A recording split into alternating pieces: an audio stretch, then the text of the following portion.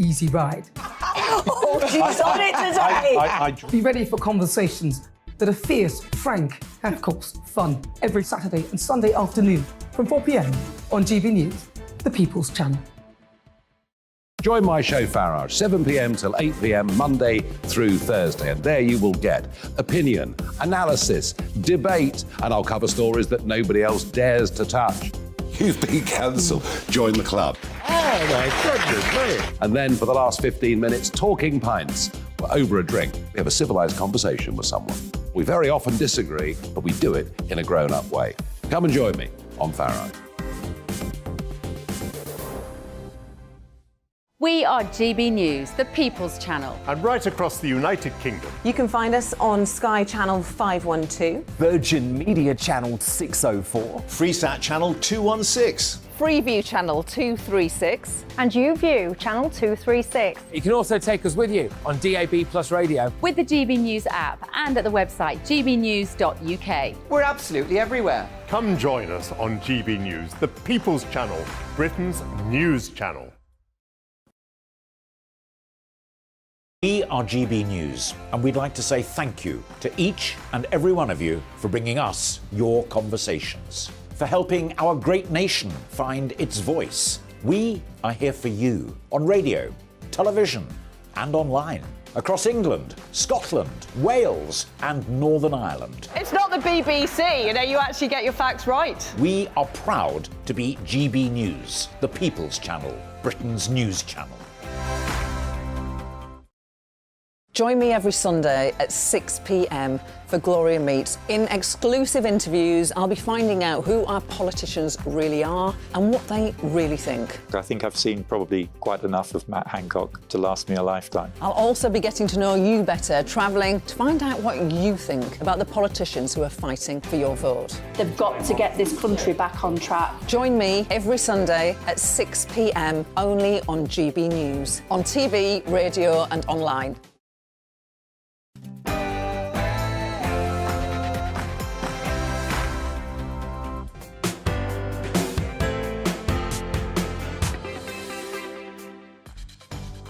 Hello and welcome. I'm Alastair Stewart, and for the next 2 hours, I'll be keeping you company on TV and radio with the stories that really matter across the country. We have plenty coming up today, including we'll be taking a look back at a chaotic year in politics and what's to come in 2023. Are you confident in His Majesty's government right now? We'd love to hear from you on that and anything else that's playing upon your mind at the moment. Plus, at the most wonderful time of year, we'll be looking at Christmas traditions, how the card industry has been hit by strikes and how you are celebrating, and the albums of the year, I'm delighted to say. Christian, traditions, Jewish, or of another faith. We have it all for you today, so stay with us for the next couple of hours. But first, let's bring you right up to date with all of the day's news. Here's Ray Addison.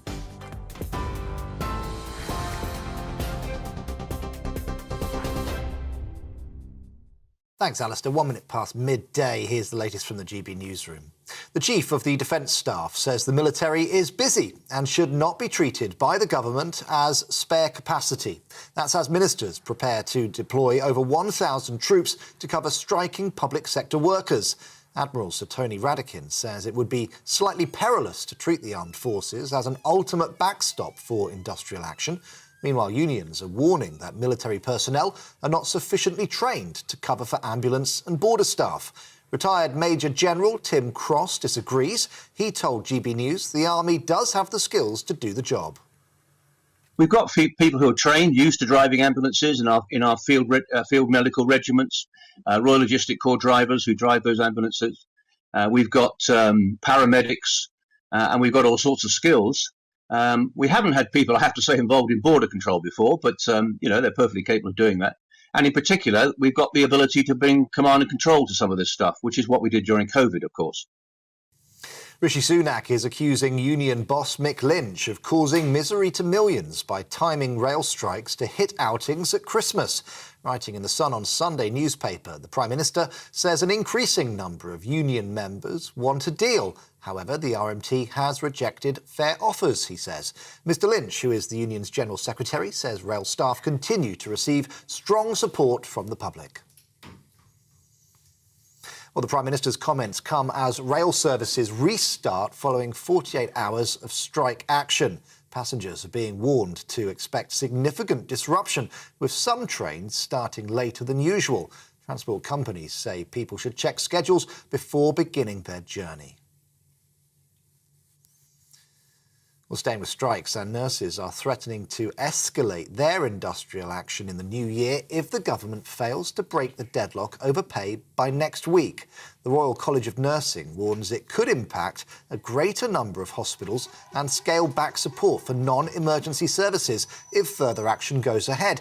Now, they're demanding that ministers respond within 48 hours of Tuesday's walkout. The former Met Police Commissioner has been accused of trying to minimise the murder of Sarah Everard. The government's outgoing advisor on tackling violence against women told the Sunday Times that Dame Cressida Dick complained shortly after the murder that the government's initial response was over the top. Dame Cressida has strenuously denied making the comments. A 52-year-old man has been charged with the murders of a mother and her 2 young children in Northamptonshire on Thursday. Police found Andrew Assock, an NHS nurse, and her children, aged 6 and 4, with serious injuries at a house in Kettering. They all died a short time later. Post-mortem examinations determined that all 3 died as a result of asphyxiation. Saju Shelavalel from Kettering will appear at Northampton Magistrates Court tomorrow. MPs are calling for China to be officially deemed a threat to the UK. They say economic ties should be weakened to allow Britain to stand up for its values. The Foreign Affairs Committee found the UK's dependency on China is constraining its ability to look after its interests. However, it also warns that stronger language should not be used unless the United Kingdom can commit to meaningful action. The UK faces one more day of extremely cold weather before temperatures rise to as high as 14 degrees Celsius on Monday. Parts of the country will see freezing rain, snow and ice, causing difficult travel conditions and road closures. However, milder air coming in from the Atlantic is expected to chase away the cold within 24 hours. The Football Association has confirmed that Gareth Southgate will stay on as England manager despite the men's team being knocked out in the World Cup quarter-finals. The announcement comes ahead of the final in Qatar, where Argentina will face off against France. It could be a record-breaking match. Lionel Messi looks set to become the player with the most appearances in the competition. And if France wins, they'll be the first nation since Brazil in 1962 to retain the title. And finally, Eurovision winners Ukraine have picked their entry for next year's song contest.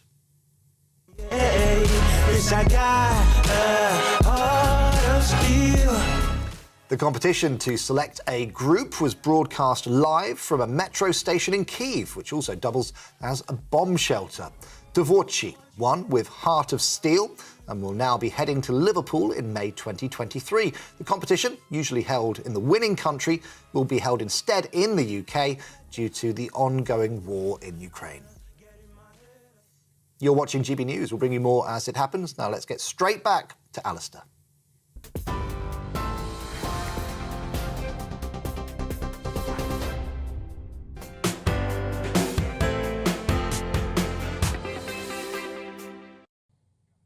Ray, thank you very much indeed. So, as we inch towards Christmas or whatever festival you mark at this time of year, and straight as night follows day, New Year awaits in the wings. So we thought we'd have our cake and eat it with you today by reflecting on one of the most rumbustious and crazy political years in memory, and by just peering forward a little toward what may unveil itself in the next year that lies ahead. But we are also taking a look at our own Christmas traditions from a Christian point of view and reflecting on other faiths and their traditions. We shall reflect on what counts as a tradition, which are the absolute constants and where they come from, both geographically and historically. And on the political front, 2022 has certainly been a year of huge political roller coasters. The Tories had so many leaders and chancellors of the Exchequer that they could claim a mention in that wonderful song, The 12 Days of Christmas. Incidentally, on Maids a Milking, we will also have our rural spotlight today. But just can you imagine what might happen with 12 Days of Christmas if you had Lords a Leaping, maybe leaping out of windows if Labour win the next general election, because they will no longer be a requirement, according to Sir Keir Starmer. So we're showing the spotlight glowing on the farming industry throughout the programme today. Now, last year, Labour finally and fully shook off its Corbynista characteristics and pretty well constantly held a convincing top spot in the voting intention opinion polls. Those polls also suggested that Labour rank and file are yet to fall enthusiastically in love with Sir Keir Starmer. Many did and loved the radical claims of Jeremy Corbyn by the fresh electability of Blair, and back in the day, of course, one former senior advisor went on to observe just a few days ago that he simply couldn't understand or believe that Labour supporters would ever be champing Sir Keir, as they did for Jeremy Corbyn. So for the broad electorate, not being Corbyn scores well, but not among some of the younger and perhaps more left-wing Labour folk. So I'll be asking two old friends of mine whether that is a problem for the leadership of the Labour Party and whether or not it is surmountable. In politics, of course, brand matters. Is Labour now the done deal in your eyes? Is the Tory brand so tarnished by recent events that the game is up for them? Now, that hypothesis could be tested as early as October next year, certainly no later than the spring of the year. Both the polls and the serious commentators suggest that defeat looks all but inevitable for the Conservatives with a near wipeout of their members of Parliament, not out of the question. The continuing surge of support for reform perhaps underlines the Tory challenge, the current backdrop of doom and gloom and industrial unrest shows no sign of easing. It's a calm and considered and easy reflection to make on this year and its peak at the future. The normally very calm and considered Financial Times suggests that this year ending with more or worse strikes. It then goes on so far as to suggest that next year the distinct possibility exists of critical mass of those industrial disputes leading to a formal general strike. Also, think about shortages that we've endured over the last few months that we've often talked about on this programme. They say that it could lead to real food shortages across the piece next year. So that would be the political backdrop to any general election were it to happen in the autumn of next year. The Russian invasion of Ukraine shows little or no sign of ending, and the impact that that has had on energy supplies and, of course, energy prices. Get a grip. Rishi, the Sunday Times, splashed yesterday that even got everyone thinking whether he was really going to be tough with the strikers. Policies that he'd put forward to deal with the trade unions didn't find much favour in our own GB News People's poll that we discussed yesterday. And as always, we really do want to hear from you, not only via polling, but you can email us, gbviews@gbnews.uk. You can tweet GB News directly, or you can tweet me. And we will share the very best of them before we end the programme at 2 o'clock, reflecting upon all of that political turmoil. Tell us what you think of it and what you think should happen in the very near future.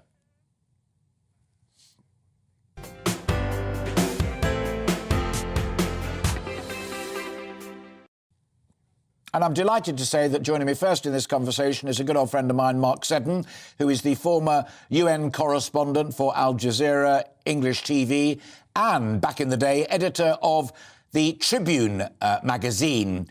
In your Tribune days, Mark, radicalism was the thing.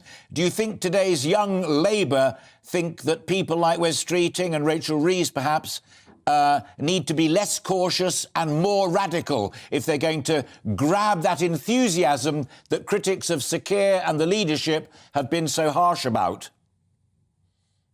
Well, yes, I think so.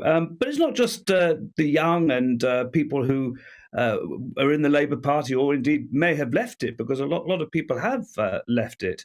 But I think it's the public as a whole. They're still waiting to see what really is on offer. What is the alternative? And if I cast my mind back to that time you were talking about, Alastair, and the mid-90s, and you looked at the lineup of the Labour shadow cabinet, you had some very consequential figures. You had people like Robin Cook, Gordon Brown, Donald Dewar, Claire Short, a whole manner of, and also a great deal of interest in economic issues. And I don't see that there. And I was thinking earlier, because I know you've got John Rentoul on as one of your guests as well, and John has been writing very much about the parallels between Harold Wilson and Keir Starmer. And actually, you know, Harold Wilson in the early 60s and again in the early 70s did have a much clearer idea of what he was going to do, and yet he still won a very small majority in both those elections and had to go on and win again and a second time around. He also had a cutting-edge vision of what should happen to the UK economy when he talked about the white heat of technological revolution and embraced it and said that was the way forward for working people and for the country at large. It seems to me that chucking the Lords out and giving people more devolution is hardly in the same league if they want to fire them up with enthusiasm. I think so, and it's got to happen, by the way, because the Labour Party's been promising to do this since 1910. Of course, it's very interesting that Keir Starmer has relied very heavily on Gordon Brown to provide some of this ballast around constitutional change. A lot of it people would think is quite necessary. And of course, looking into the crystal ball, it's going to be very interesting to see what happens to the nationalists, the separatists in Scotland with Nicola Sturgeon, if Labour does as well as many people are thinking. But yes, I think you're absolutely right. For most people at home, it is the economy. It's bread and butter issues. What's going to be different? And as yet, I don't think people can see that. You get the impression that a lot of people, even a lot of traditional Conservative voters, think it's time up. They might quite like Rishi Sunak, by the way, but by and large, they're saying, look, 12 years in, something's got to change. But when it comes to that election, I wonder if it's possibly going to be a lot closer than some people think that it is at the moment. How fascinating. And indeed, John Rentoul is up next. Let me take one word out of that brilliant analysis, and it's change. You have also got Sir Keir Starmer's Labour Party not changing, but quite the opposite, and talking again about possibly renationalising the railways, renationalising water, and creating a nationalised British energy corporation. That is hardly going to win hearts and minds amongst floating voters.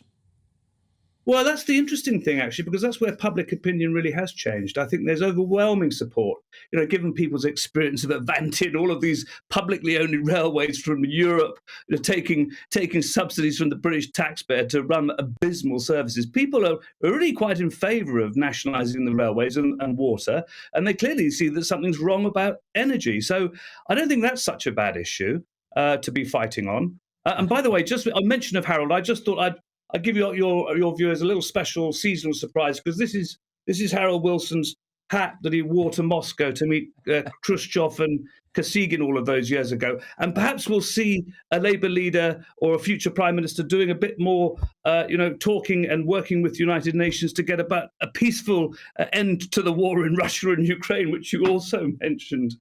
and defending the right of journalists to report upon it all as well. Mark, always a pleasure. Thanks for breaking into your weekend to talk to us. And you and yours have a terrific Christmas, and I wish you a peaceful and successful New Year. Thank you very much indeed. My good friend Mark Seddon there, who, as I say, former UN correspondent for Al Jazeera, English TV, and editor of Tribune magazine. And indeed, as Mark said, next up is John Rentoul. John's the chief political commentator at The Independent and a renowned Labour watcher, and particularly Tony Blair and a biography thereof. One of the key points I thought that Mark said in a series of very interesting observations is that it is blindingly obvious to friend and foe alike that Sir Keir Starmer is not Take Two Tony Blair. No, he isn't, but he does sound a bit like Tony Blair sometimes. I mean, when he told people who supergluing themselves to roads in protest against the oil industry, he said, "Get up and go home." He's sounding a bit more like Tony Blair this year than he has done previously. He's completed quite a remarkable political journey from his election as a unity candidate on what was essentially a Corbynite programme. Yeah. But one of the crucial distinctions as well, and you are one of the absolute authorities upon it, is that Tony Blair wasn't only not Michael Foot, he also had really profound radical thoughts about how his own political party should operate, how the United Kingdom should cooperate, and how it should be a country of unity and purpose. I don't hear any of that from Sir Keir in renationalising, however pro-Seddon is of it, or of defenestrating members of the House of Lords. Yeah, well, Tony Blair was in favour of replacing the House of Lords with an elected second chamber as well. He sent in Gerald Kaufman to try and cut a deal with John Wakeham, didn't he? And they couldn't get it off the ground. Indeed, and he ended up sending Alastair Campbell and Derry Irvine to negotiate a deal with the Tory hereditary peers to exclude them from the House of Lords. So he achieved half a reform on the grounds that half a loaf was better than nothing, and on the grounds that trying to go further would completely gum up the legislative work. So it was a pragmatic approach. So he, in the end, he didn't actually put replacing the House of Lords with an elected second chamber in the Labour manifesto in '97. It was a very, very cautious document. And Keir Starmer is pursuing a similarly cautious approach, although I do think pledging to replace the House of Lords is unwise. But no, he doesn't have the charisma of Tony Blair, but he's following broadly the same approach, which I think is obviously a good thing, as I'm a Blairer. While you were giving that answer, we were giving some underway of the House of Commons, and Theresa May featured in it as well, because I wanted to put this to you.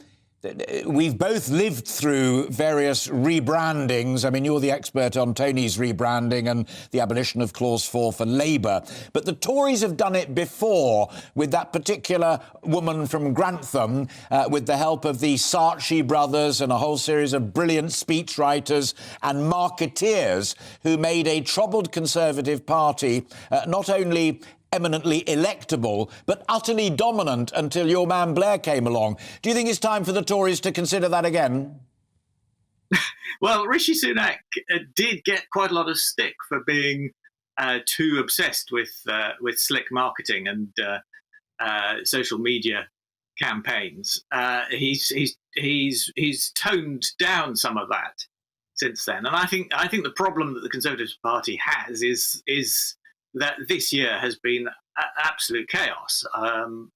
To go from Boris Johnson via Liz Truss to Rishi Sunak just gives the sense to the British people that the Conservative Party doesn't know what it's doing and doesn't really know what it stands for, which was bad enough when Boris Johnson was Prime Minister, because his political identity was so chaotic and disorganised.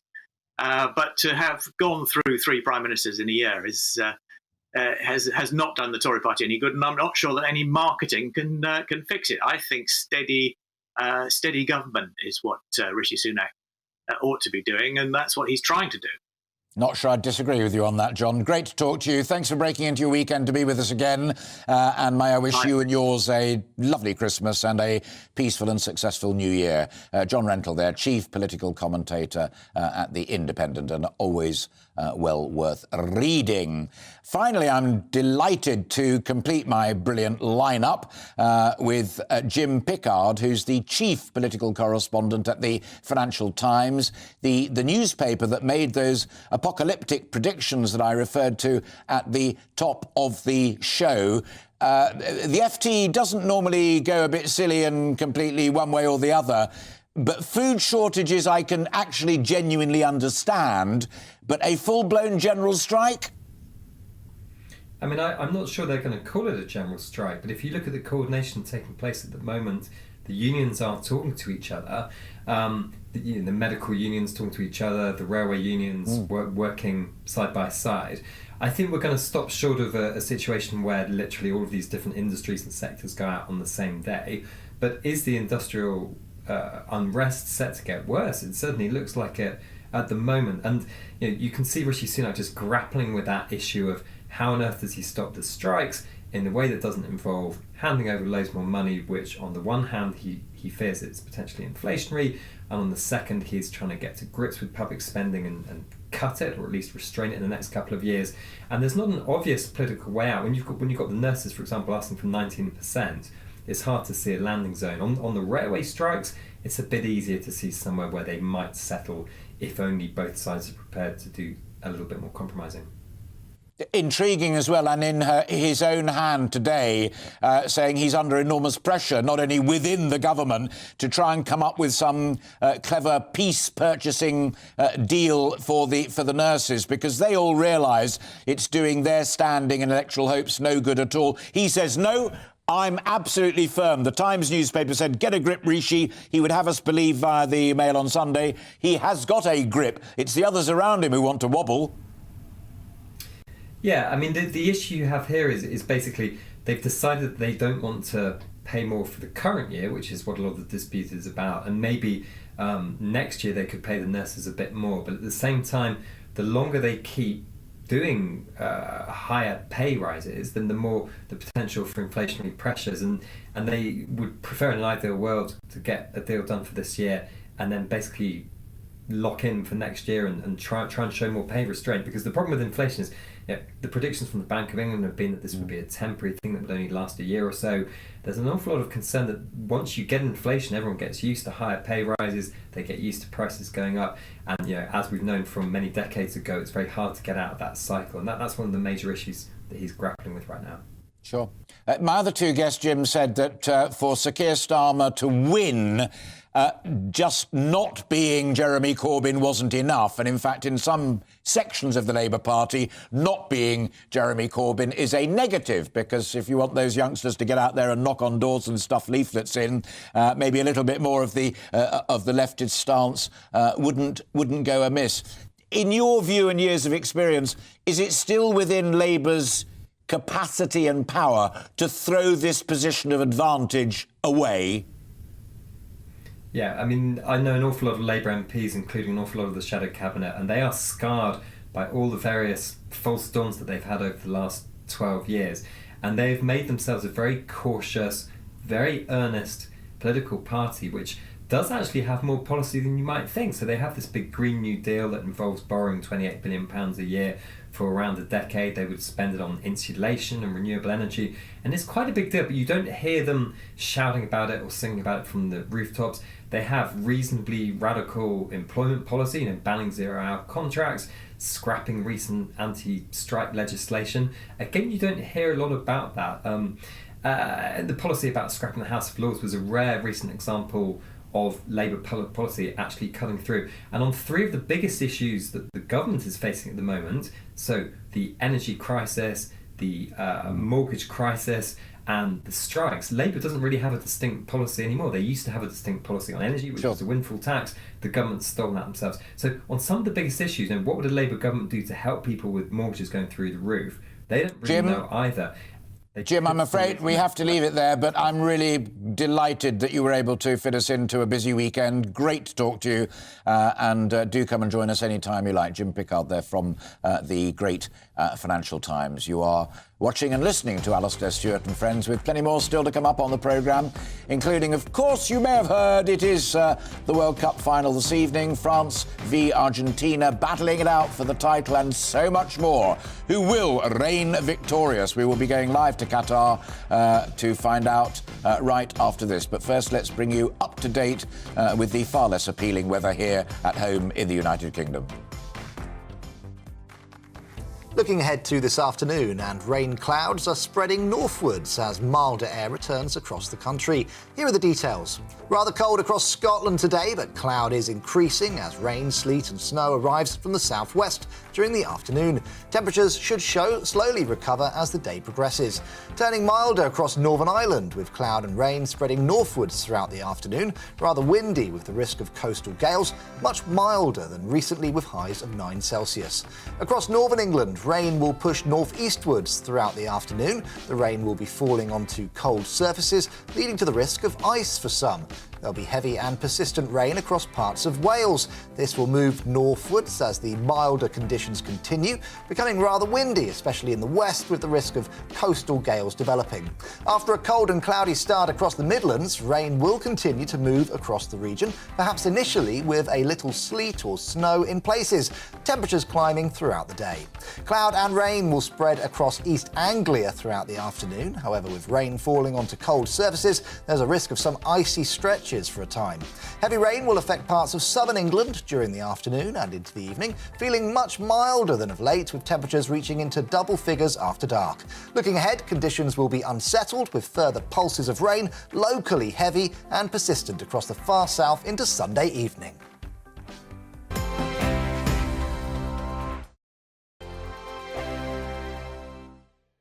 Monday to Thursday, 9 p.m. till 11 p.m. Join me, Dan Wootton. I'll bring you the sharpest takes and hottest debates. Do you not believe in prison? I don't believe in prisons. I'm completely stunned. I guarantee you there'll be no spin, no bias, no censorship. I actually was personally quite offended by it.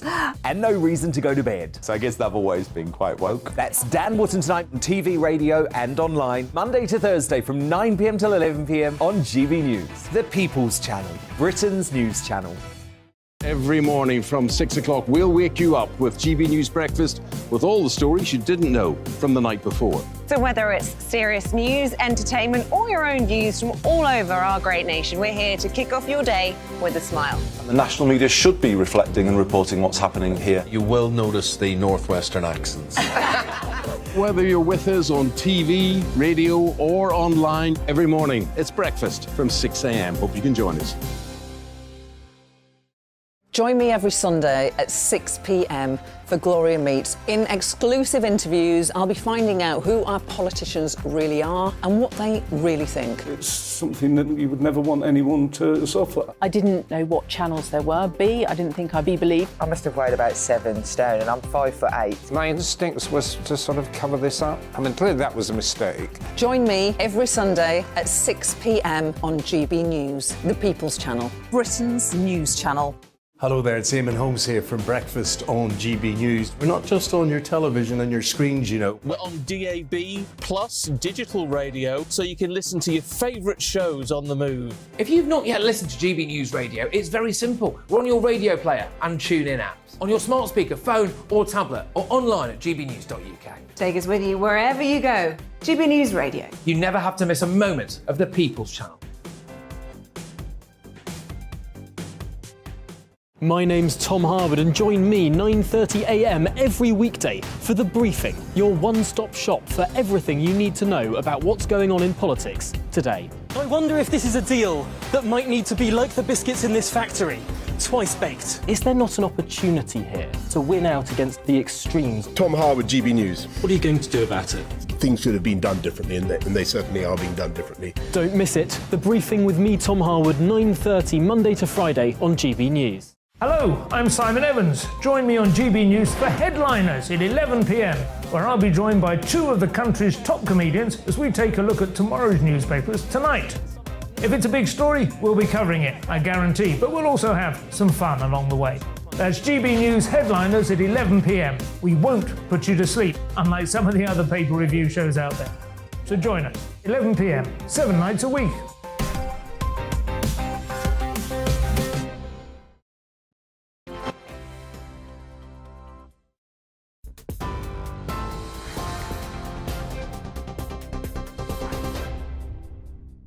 It's 12:32. I'm Ray Addison in the GB newsroom. The Chief of the Defence Staff says the military is busy and should not be treated by the government as spare capacity. That's as ministers prepare to deploy 1,200 troops to cover striking public sector workers. Admiral Sir Tony Radakin says it would be slightly perilous to treat the armed forces as an ultimate backstop for industrial action. Meanwhile, unions are warning that military personnel are not sufficiently trained to cover for ambulance and border staff. The Prime Minister is accusing union boss Mick Lynch of causing misery to millions by timing rail strikes to hit outings at Christmas. Writing in the Sun on Sunday newspaper, Rishi Sunak says an increasing number of union members want a deal. However, the RMT has rejected fair offers, he says. Mr Lynch, who is the union's General Secretary, says rail staff continue to receive strong support from the public. Nurses are threatening to escalate industrial action in the new year if the government fails to break the deadlock over pay by next week. The Royal College of Nursing warns it could impact a greater number of hospitals and scale back support for non-emergency services if further action goes ahead. They're demanding ministers respond within 48 hours of Tuesday's walkout. The Football Association has confirmed that Gareth Southgate will stay on as England's manager, despite the men's team being knocked out in the World Cup quarter-finals. The announcement comes ahead of the final in Qatar today, where Argentina will face off against France. It could be a record-breaking match. Lionel Messi looks set to become the player with the most appearances in the competition, and if France wins, they'll be the first nation since Brazil way back in 1962 to retain their title. On TV, online and on DAB+ radio, you're watching the People's Channel, GB News. Back now to Alastair.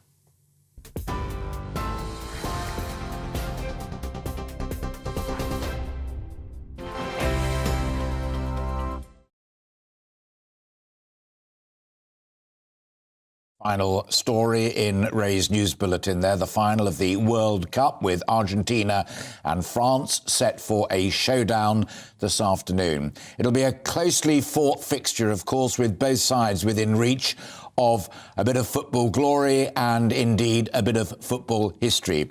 Lionel Messi will be hoping to crown his international career with the only trophy and medal that has eluded him. France, on the other hand, as Ray just said, are hoping to become the first country since Brazil to retain the World Cup title. Brazil did it back in 1962. Now, as both teams prepare for that final game, Paul Hawkins reflects on the first World Cup to be held in the Middle East.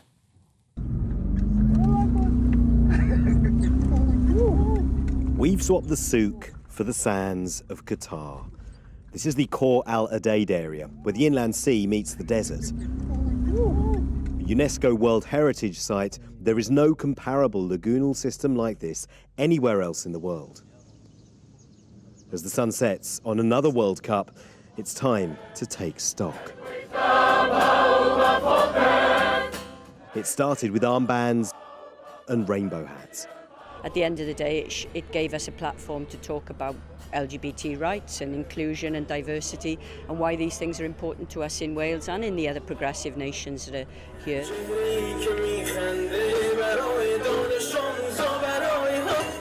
The backdrop to England v Iran was full of politics, highlighting racial inequality on the field as well as women's rights in Iran. Fans coming together on both issues.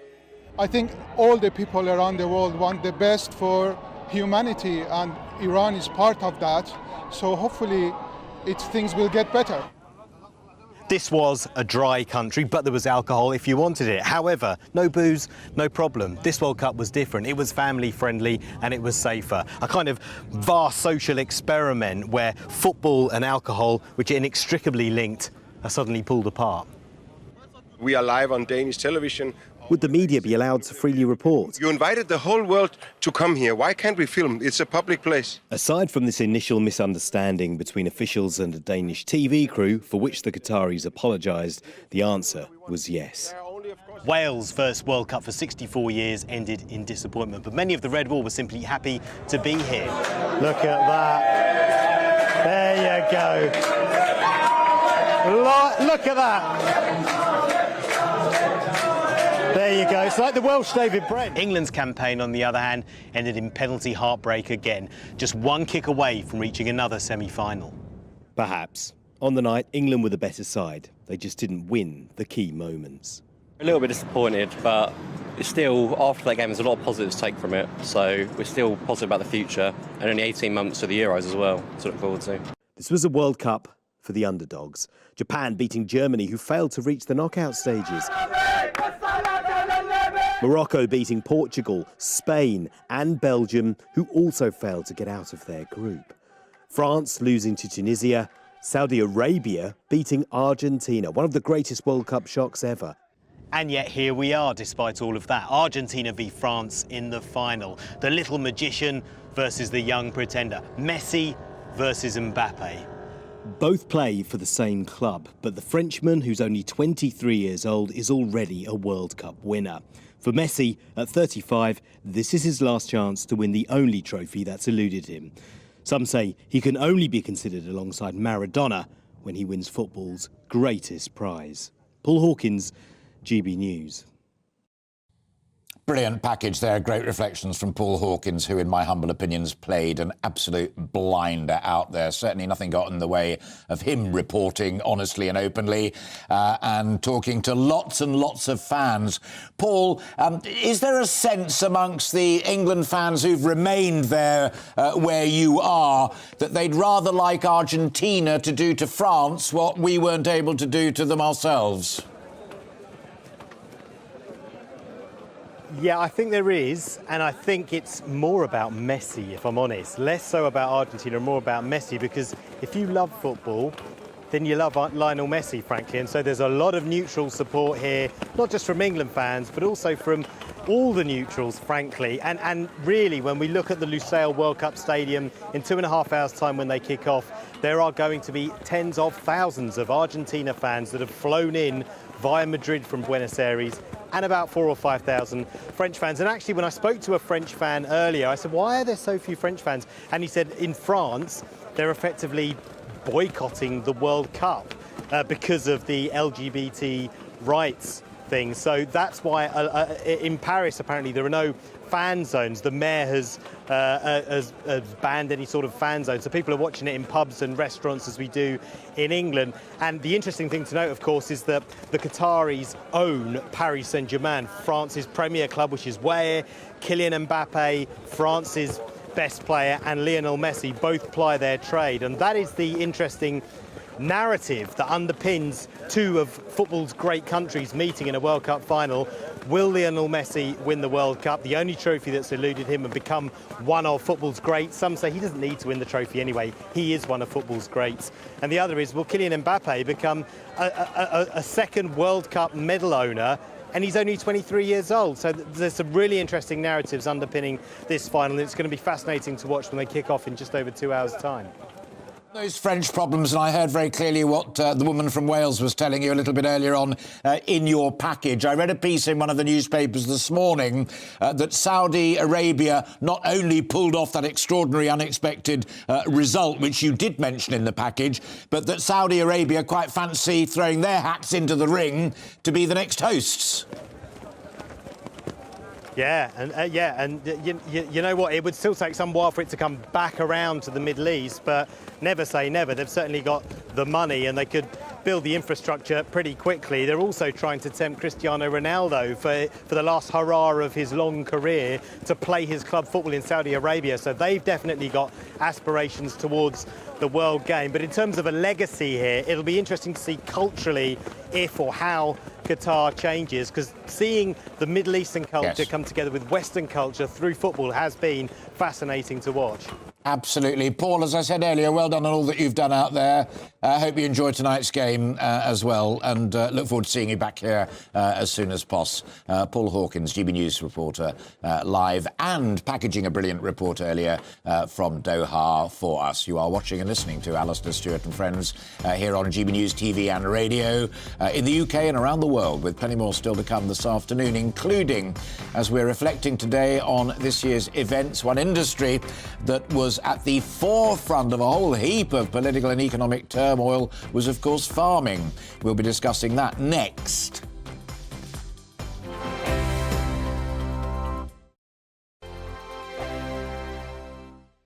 We are GB News, and we'd like to say thank you to each and every one of you for bringing us your conversations, for helping our great nation find its voice. We are here for you on radio, television, and online, across England, Scotland, Wales, and Northern Ireland. It's not the BBC, you actually get your facts right. We are proud to be GB News, the People's Channel, Britain's news channel. Hi there, it's Stephen and Anne. At breakfast from 6 a.m, you'll always be caught up with everything you need to know, the latest headlines, opinions and debates. We'll bring you the good news and the bad, but most of all, we're here for you. Remember, send in your views and let us know what you would like us to talk about. That's because we're your news channel. And every morning at 6 a.m, it's breakfast on GB News. Monday to Thursday on GB News, it's Bev Turner Today from 10 a.m. We're going to be here for you, our GB News family, to keep you up to date, but also make you smile. The guy went from puberty to adultery. And I can't wait to bring a few of my own opinions. I have no time for cultural totalitarianism. We'll engage in passionate, but always polite debate, with your thoughts and opinions at the centre of it all. Only on GB News, the People's Channel, Britain's news channel. Join me, Nana Akue, Saturday and Sunday afternoons on GB News. Expect fiery debate and passionate discussion as me and my panel tackle some of the biggest topics hitting the headlines. It's a place for everyone's opinion. No one gets cancelled, but no one gets an easy ride. Oh, she's on it today! Be ready for conversations that are fierce, frank, and of course, fun. Every Saturday and Sunday afternoon from 4 p.m. on GB News, the People's Channel. Join my show Farage, 7 p.m. till 8 p.m. Monday through Thursday, and there you will get opinion, analysis, debate, and I'll cover stories that nobody else dares to touch. You've been cancelled. Join the club. Oh my goodness me. And then for the last 15 minutes, talking pints. We're over a drink. We have a civilised conversation with someone. We very often disagree, but we do it in a grown-up way. Come and join me on Farage. We are GB News, the People's Channel. And right across the United Kingdom. You can find us on Sky Channel 512. Virgin Media Channel 604. Freesat Channel 216. Freeview Channel 236. And YouView Channel 236. You can also take us with you on DAB Plus Radio. With the GB News app and at the website gbnews.uk. We're absolutely everywhere. Come join us on GB News, the People's Channel, Britain's news channel.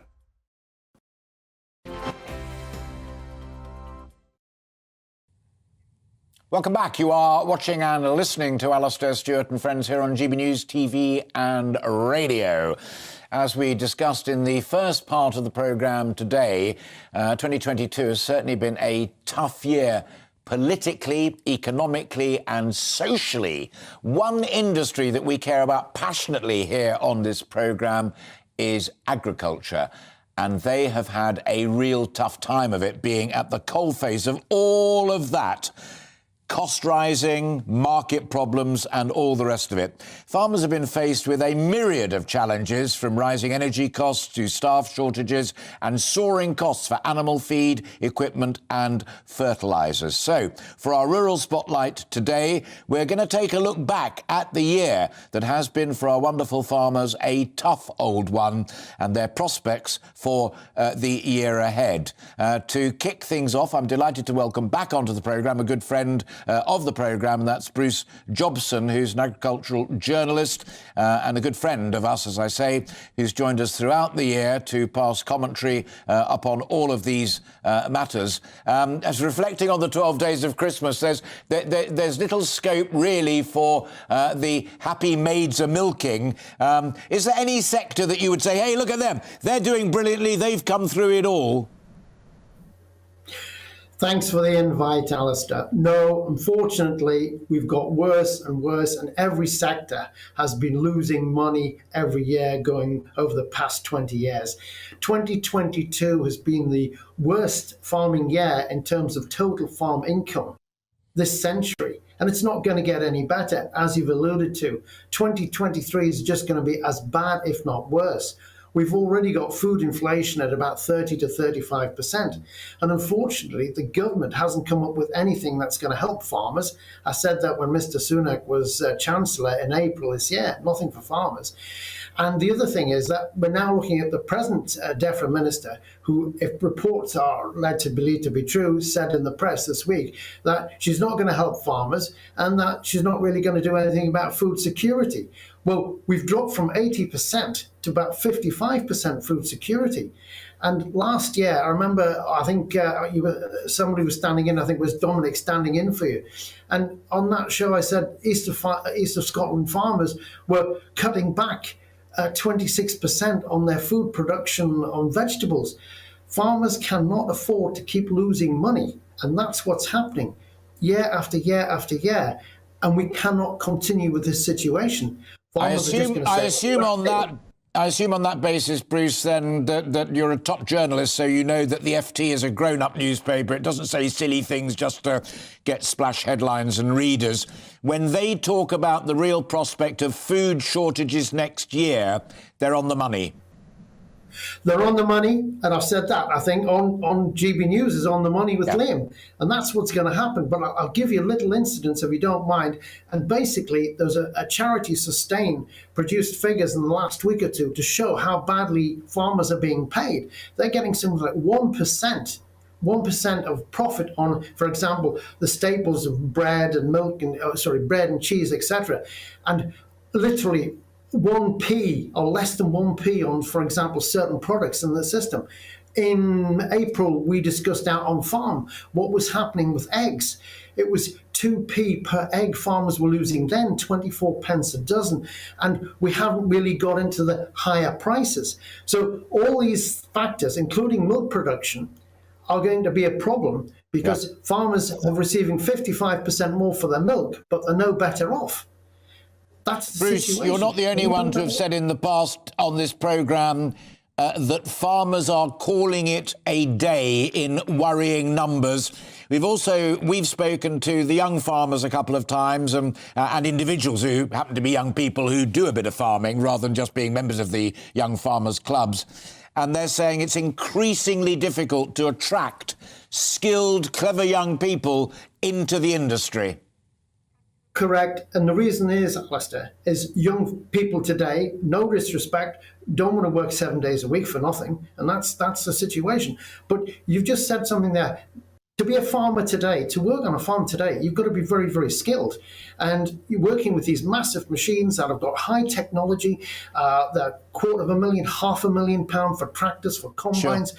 You have all those skills. And young people, they can get better jobs, better pay in other industries. And that's a problem. Our aging farmers are 65 years old. The average farmer is about 65 years old. I'm going to have to leave it there now, but we'll rejoin conversations in the new year. I hope you can fit us into your busy schedule. Bruce Jobson there, thank you very much indeed. Delighted to be joined by Jane Bassett, who is a sheep farmer and joins me to discuss these matters. There she is.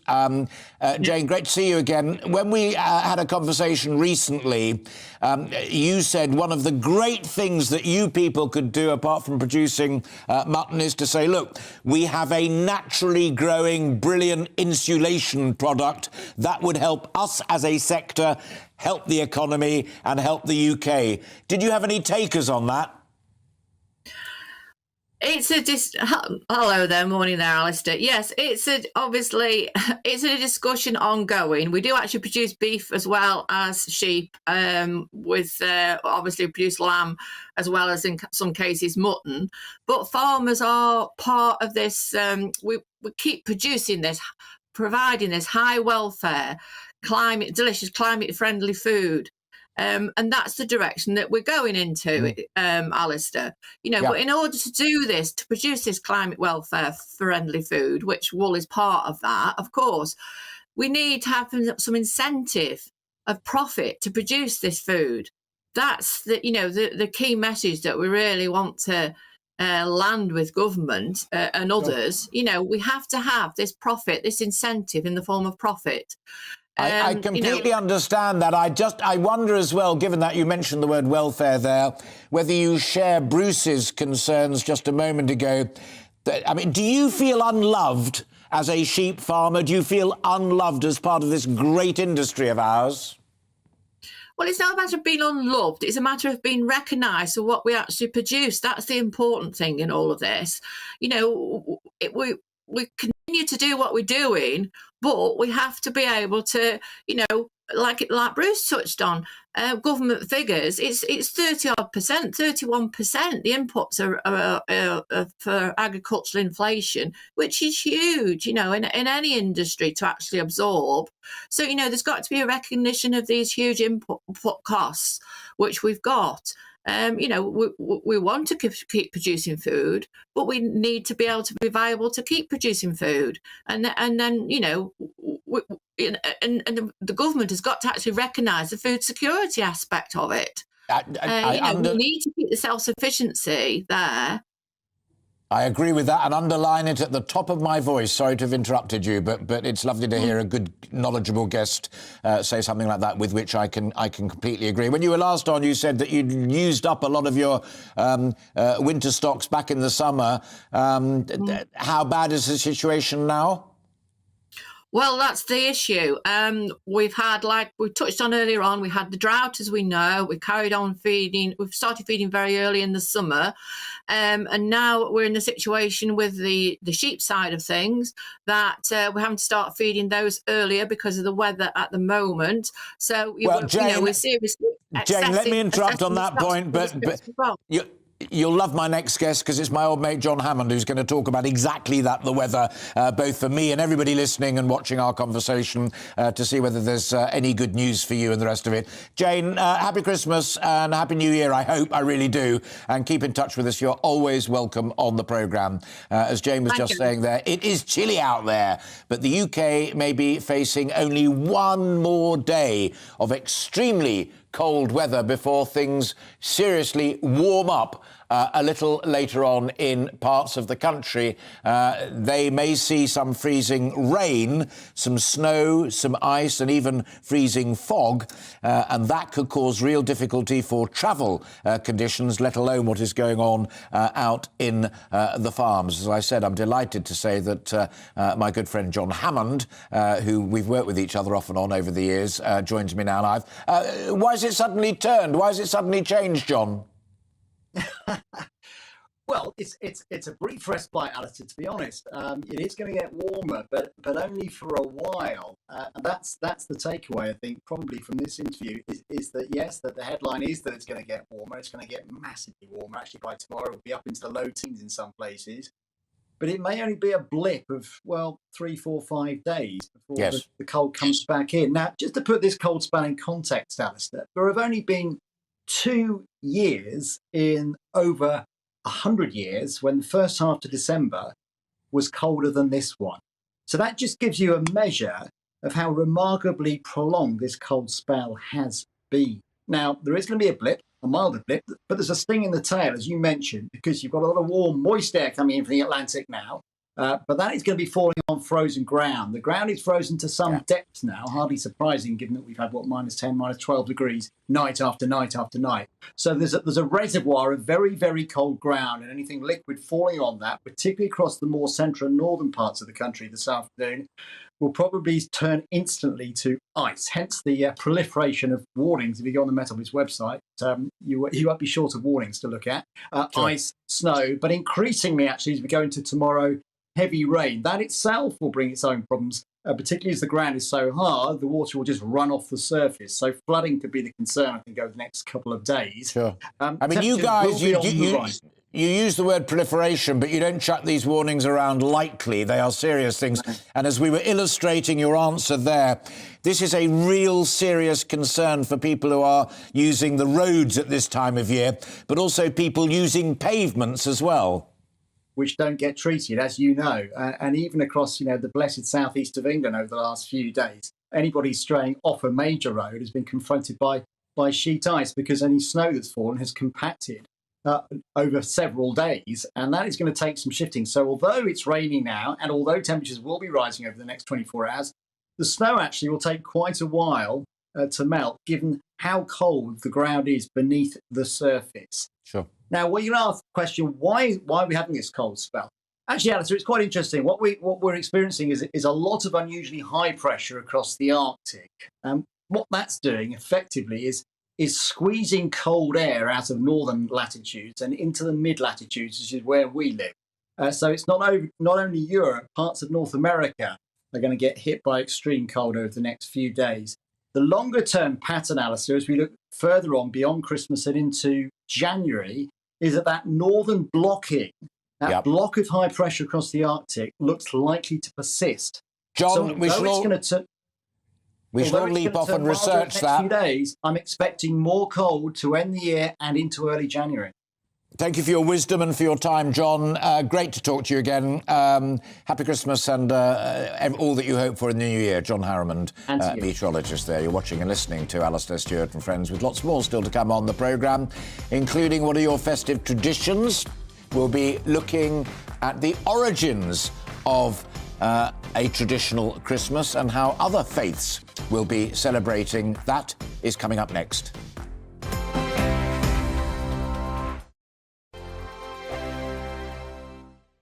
Monday to Thursday nights on GB News. At 6, it's Dubes & Co. 7 o'clock, Farage. At 8, join Mark Stein. And at 9, Dan Wootton Tonight, followed by Headliners. On TV, radio and online. This is GB News. Here on GB News Live, we'll be keeping you in the picture, finding out what's happening across the country and finding out why it matters to you. We'll have the facts fast with our team of reporters and specialist correspondents. Wherever it's happening, we'll be there from 12 noon on TV, radio and online. GB News, the People's Channel, Britain's news channel. Hello, I'm Michelle Dewberry, and you can join me every weekday 6 till 7 on Dubes & Co. Me and my panel will get stuck right into the day's events, and I can tell you, in fact, I can warn you, expect some robust debates, some strong opinions and perspectives from both sides of the fence. It's about you at home as well. I love to read out all of your comments, or at least as many as I can. So join me, Michelle Dewberry, Monday to Friday, 6 till 7 on Dubes & Co. We are GB News, the People's Channel. Why not take us home with you by visiting the GB News shop at gbnews.store. You'll find all the official merchandise, a really good present actually for yourself, your friends or your family. We ship across the UK mainland at no extra cost. GB News, the People's Channel. I'm Mark White. As GB News Home and Security Editor, I cover those key issues that are so important to you. Our authorities, our communities doing all they can to combat violent crime. With the public services under unbearable strain, why are we still failing to control our borders? Defence, the first priority of any government, has been continually hollowed out. Can we trust our politicians to protect the armed forces? Join me, Mark White, on GB News. We are GB News, right across the nation. You can get us on television, on radio, on digital. We're absolutely everywhere. Amazing! You see, amazing! You remind me of me in the European Parliament. But here's the most important bit. We are not part of the mainstream establishment. We think and speak just like you do. We are the People's Channel. Magnificent. That's really, really thoughtful. Come and join us on GB News, the People's News Channel.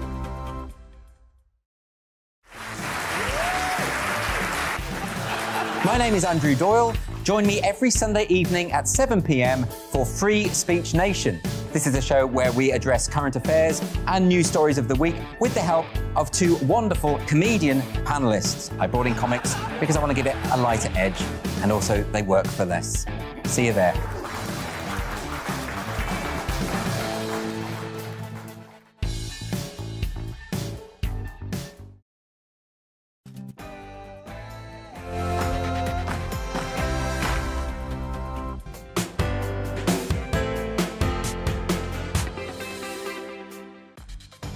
Hello and welcome if you've just joined us. Hello and welcome back if you've been with us since kick-off. I'm Alastair Stewart and we are into the final hour of Alastair Stewart and Friends here on GB News TV, radio and online, with plenty more still to come.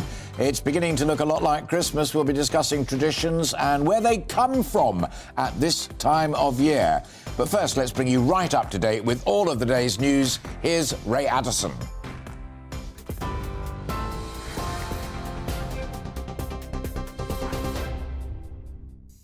Thanks, Alastair. And we begin with some breaking news now. The Kent police say a man has been charged with facilitating attempted illegal entry into the United Kingdom. It's after 4 people died and 39 were rescued from the English Channel when a migrant boat capsized earlier this week. 19-year-old Ibrahima Bar, of no fixed address, has been remanded in custody and will appear at Folkestone Magistrates Court tomorrow. We'll bring you more on this story as we get it. The Chief of the Defence Staff says the military is busy and should not be treated by the government as spare capacity. That's as ministers prepare to deploy over 1,000 troops to cover striking public sector workers. Admiral Sir Tony Radakin says it would be slightly perilous to treat the armed forces as an ultimate backstop for industrial action. Meanwhile, unions are warning that military personnel are not sufficiently trained to cover for ambulance and border staff. Retired Major General Tim Cross disagrees. He told us the Army does have the skills to do the job. We've got people who are trained, used to driving ambulances in our field medical regiments, Royal Logistic Corps drivers who drive those ambulances. We've got paramedics, and we've got all sorts of skills. We haven't had people, I have to say, involved in border control before, but, they're perfectly capable of doing that. And in particular, we've got the ability to bring command and control to some of this stuff, which is what we did during COVID, of course. Well, the Prime Minister is accusing union boss Mick Lynch of causing misery to millions by timing rail strikes to hit outings at Christmas. Writing in the Sun on Sunday newspaper, Rishi Sunak says an increasing number of union members want a deal. However, the RMT has rejected fair offers, he says. Mr Lynch, who is the union's General Secretary, says rail staff continue to receive strong support from the public. Rishi Sunak's comments come as rail services restart following 48 hours of strike action. Passengers are being warned to expect significant disruption, with some trains starting later than usual. Transport companies say people should check schedules before they begin their journey. Nurses are threatening to escalate industrial action in the new year if the government fails to break the deadlock over pay by next week. The Royal College of Nursing warns it could impact a greater number of hospitals and scale back support for non-emergency services if further action does go ahead. They're demanding ministers respond within 48 hours of Tuesday's walkout. The former Met Police Commissioner has been accused of trying to minimise the murder of Sarah Everard. The government's outgoing advisor on tackling violence against women told the Sunday Times Dame Cressida Dick complained shortly after the murder that the government's initial response was over the top. Dame Cressida has strenuously denied making the comments. A 52-year-old man has been charged with the murders of a mother and her 2 young children in Northamptonshire on Thursday. Police found Anju Asok, an NHS nurse, and her children, aged 6 and 4, with serious injuries at a house in Kettering. They all died a short time later. Post-mortem examinations determined all 3 died as a result of asphyxiation. Saju Shelavalel from Kettering, will appear at Nottingham Magistrates Court tomorrow. MPs are calling for China to officially be deemed a threat to the United Kingdom. They say economic ties should be weakened to allow Britain to stand up for its values. The Foreign Affairs Committee found the UK's dependency on China is constraining its ability to look after its interests. However, it also warns that stronger language should not be used unless the UK can commit to meaningful action. The UK faces one more day of extremely cold weather before temperatures rise to as high as 14 degrees Celsius on Monday. Parts of the country will see freezing rain, snow and ice, causing difficult travel conditions and road closures. However, milder air coming in from the Atlantic is expected to chase away the cold within 24 hours. The Football Association has confirmed that Gareth Southgate will stay on as England manager, despite the men's team being knocked out in the World Cup quarter-finals.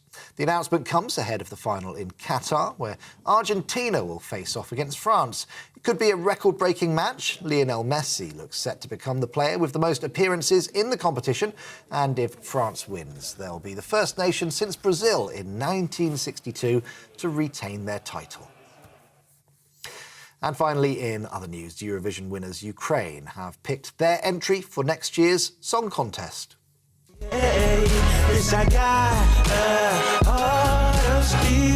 The competition to select a group was broadcast live from a metro station in Kyiv, which also doubles as a bomb shelter. Tvorchi won with Heart of Steel and will now be heading to Liverpool in May 2023. The competition is usually held in the winning country. However, the UK is taking over instead due to the ongoing war in Ukraine. You're watching GB News. We'll bring you more as it happens. Now let's get straight back to Alastair.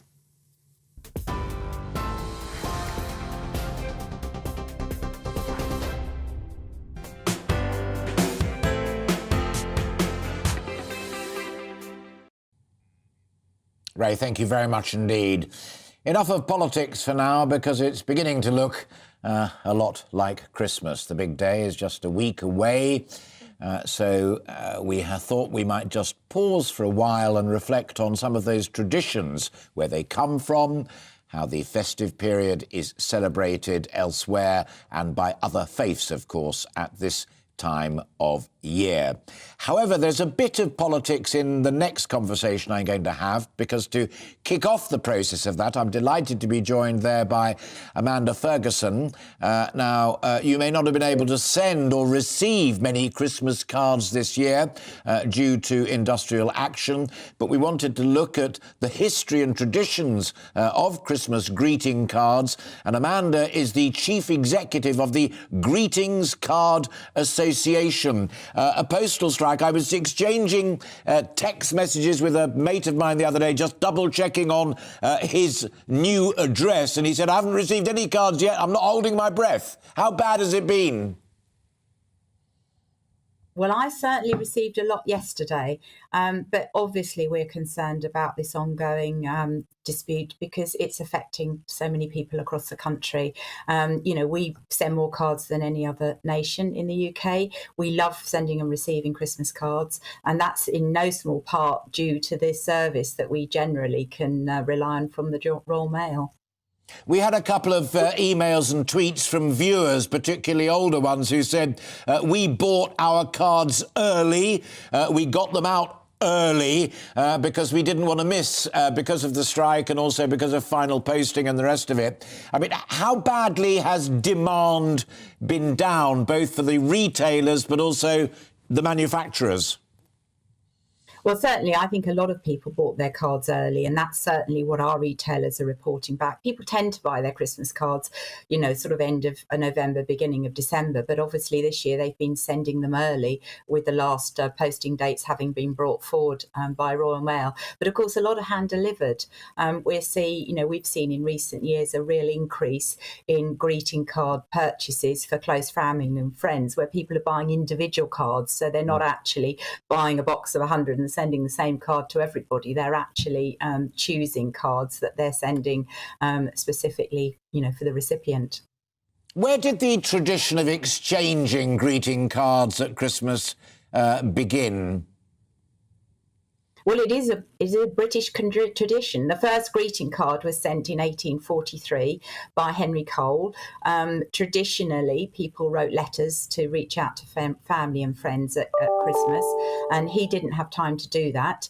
So he commissioned an artist friend to design a Christmas card for him, and the image again was quite traditional. It was a scene of the family, sitting around a table, eating and drinking, but in either side were images of sort of poor and needy having gifts and charity, being looked after at Christmas. So he then printed that card and sent it to 1,000 friends, and that was the first Christmas card. And we've been sending them in this country ever since, and we're still doing so.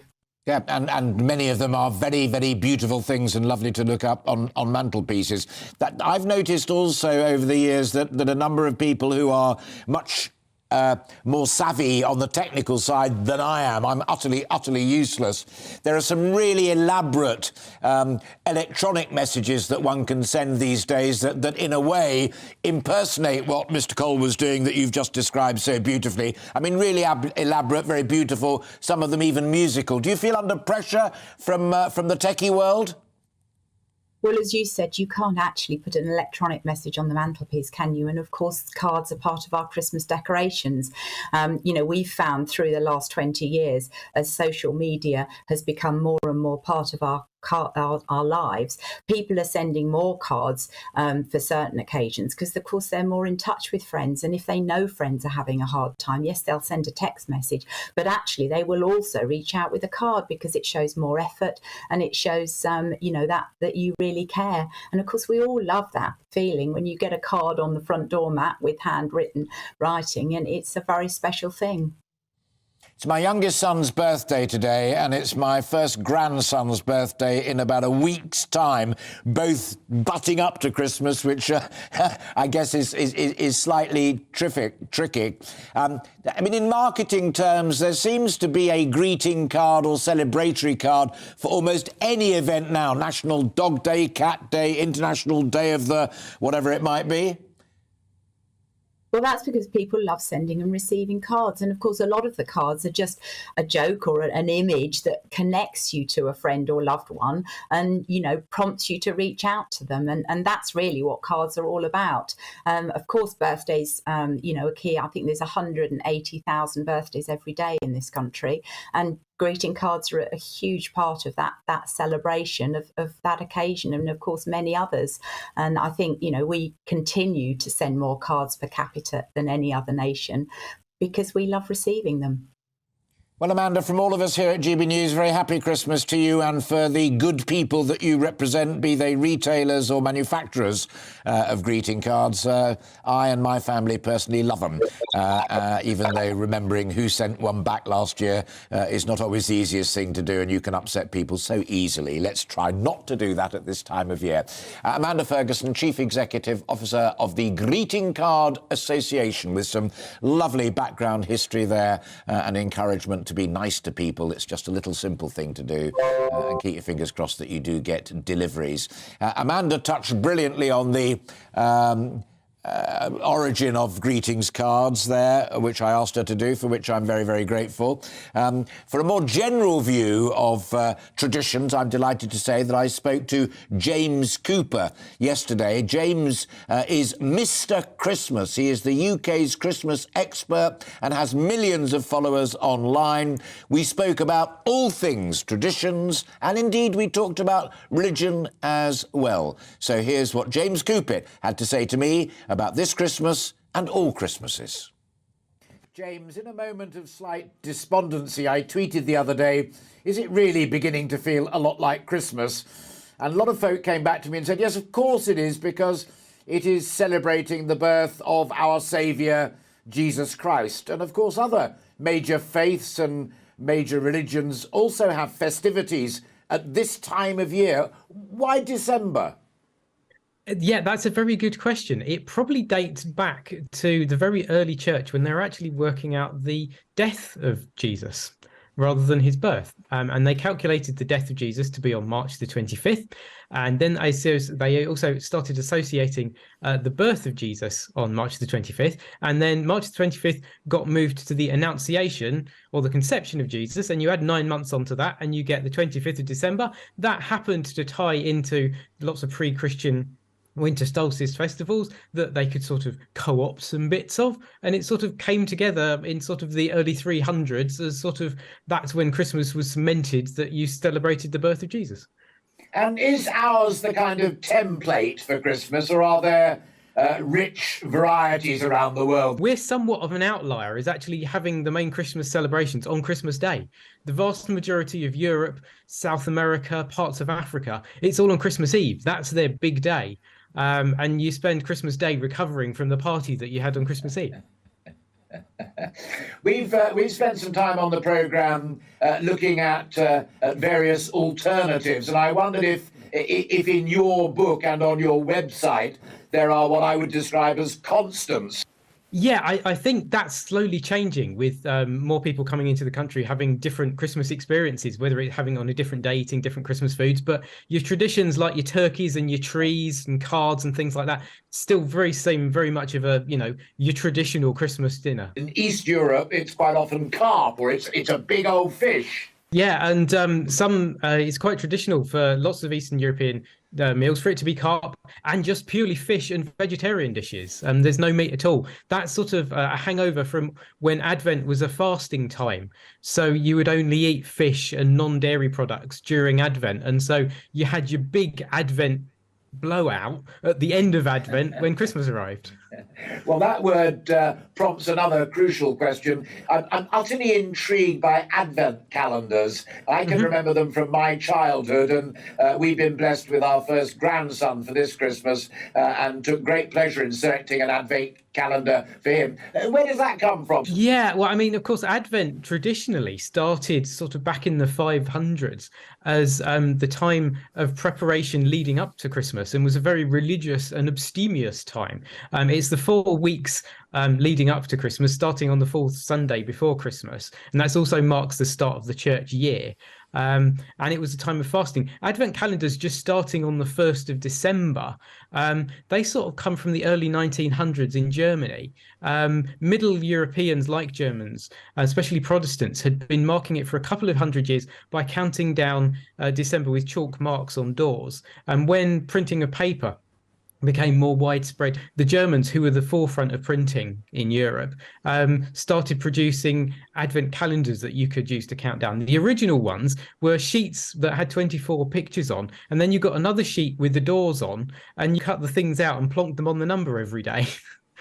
And gift giving, I imagine, is literally universal. But yeah, I mean, presents, they're associated with presents during the midwinter festivals in pre-Christian times. In the Roman feast of Saturnalia, they would give bits of evergreen to each other to sort of show that the winter wasn't going to last forever.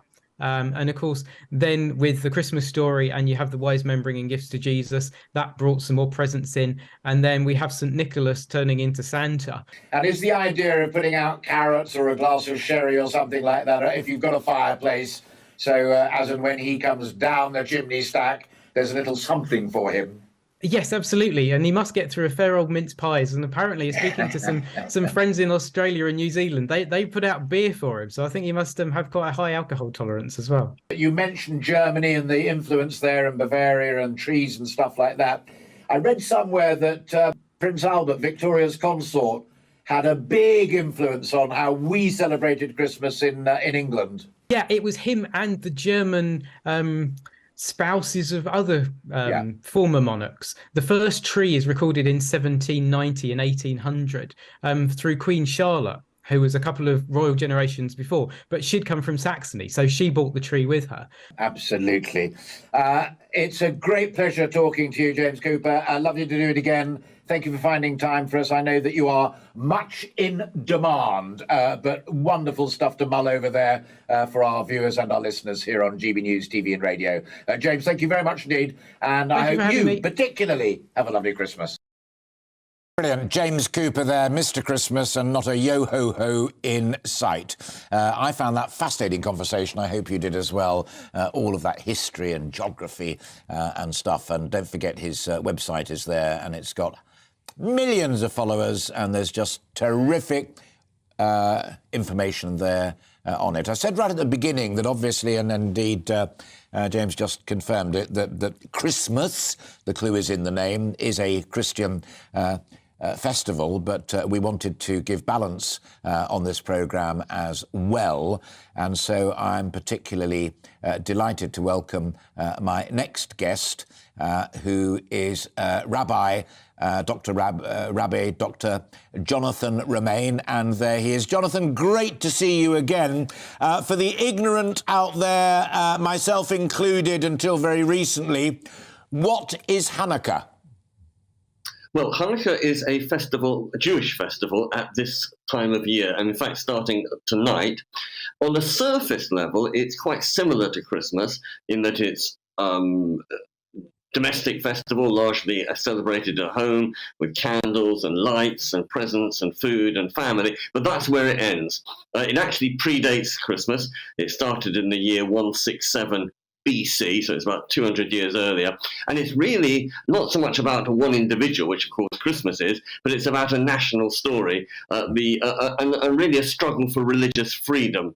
This dates back to Alexander the Great, who conquered the whole of the sort of Middle East area, including the land of Israel. He was actually quite a benign ruler, but when his generals took over after his death, they took control of the land of Israel. Wasn't too bad, but a few generations later, one of them in particular started trying to shut down Judaism and end. So it wasn't just political control he wanted, but religious subjugation as well.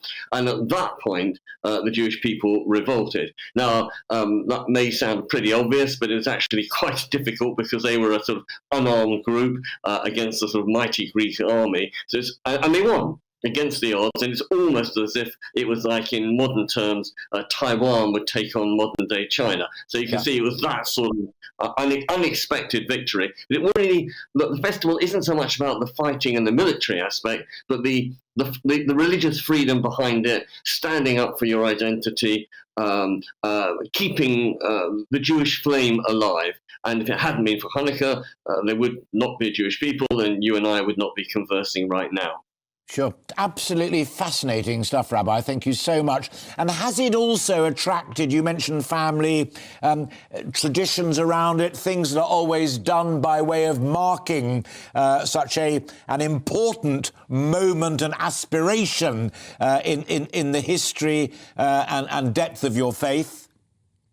Yes, it's very much a participatory festival. So even if you're not particularly religious, you're still Jewish and you observe it. For instance, everyone has a candelabra in their home. It's just got 8 branches because it's an 8-day festival. And so on the first night, tonight, we light 1 candle, tomorrow 2, then 3. And so you build up to a blaze of sort of 8 candles on the Hanukkah, the candelabra. There's also special food, well, 2 actually. One is a latkes. If you haven't had latkes and someone offers them to you, have them. They're delicious. They're sort of potato pancakes. And there's also donuts are also very much associated with the festival. And it's good fun, and it's very enjoyable. It's about, as I say, it's standing up for sort of religious freedom. And it's something that most Jews, however non-observant, will still keep, because it brings a family together. And of course, you know, like Christmas, it's about light and warmth and family and just the sort of thing at this bleak time to cheer you up. But, is it gift giving as well, Rabbi? Say it again.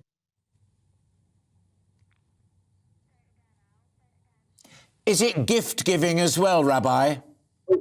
Yes, sorry, I didn't hear you. Yes, that's a sort of fairly new tradition, actually, and it's sort of probably, it wasn't originally, but it's become so, and it's, I suspect, a sort of a result of the influence of Christmas, in that Jewish children see their Christian friends getting presents, and they say, "Oi, what about us?" So that's a sort of an example of the sort of cross-fertilization between the faiths that's going on, that's been going on. Rabbi, thank you so much for your time, and may I wish you a happy and celebratory Hanukkah from all of us here at GB News. Thank you very much indeed for sharing your wisdom and experiences with us. A real pleasure always to talk with you. Rabbi Dr. Jonathan Romain there, bringing all of you and me right up to date with traditions of the great Jewish faith. Now, off the back of my conversation about Christmas cards with Amanda just now, you have been getting in touch, ironically, of course, not by letter or by card, but by email or by tweet and the rest of it, not only about the cards themselves, but also about the postal strike, which seems to be having a big impact at the moment. Kaz says, many people like myself get repeat prescriptions delivered by Royal Mail. You can be on a system and you get a code that you take to the pharmacy and then you get the medicine that you need. But what about those who can't do this for all sorts of reasons? Some medications wouldn't be passed by GPs if ordered too soon. Kerry says, please include the impact of the post office strike, like mine, which also sells cards and postage stamps as well. It's been decimated this year as part of their turnover. Plus the small businesses who haven't been able to deliver their goods, or worse still.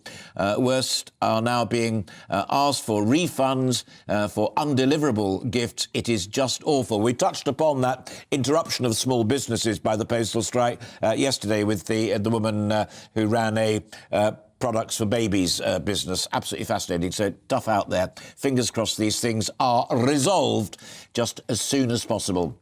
We've lots more still to come this afternoon on Alastair Stewart and Friends, including the story of a 91-year-old veteran who took on a 40-mile walking challenge, all in the name of charity. We'll have more on his amazing achievement next, and much more besides.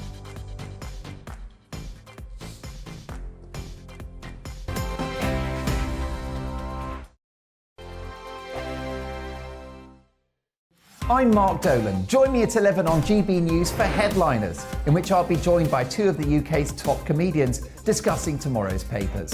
If it's an important story, we'll cover it, but we'll have some fun along the way.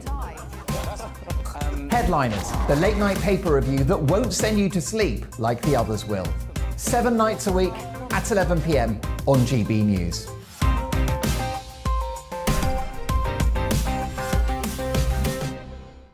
Monday to Thursday nights on GB News. At 6, it's Dubes & Co. 7 o'clock, Farage. At 8, join Mark Stein. And at 9, Dan Wootton Tonight, followed by Headliners. On TV, radio and online. This is GB News. Monday to Thursday, 9 p.m. till 11 p.m. Join me, Dan Wootton. I'll bring you the sharpest takes and hottest debates. Do you not believe in prison? I don't believe in prison. I'm completely stunned. I guarantee you there'll be no spin, no bias, no censorship. I actually was personally quite offended by it. And no reason to go to bed. So I guess they've always been quite woke. That's Dan Wootton Tonight on TV, radio and online. Monday to Thursday from 9 p.m. till 11 p.m. on GB News. The People's Channel, Britain's news channel.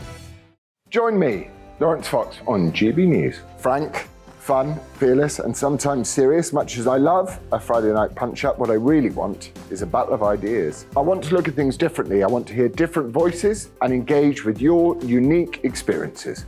Every Friday at 7 p.m. on GB News.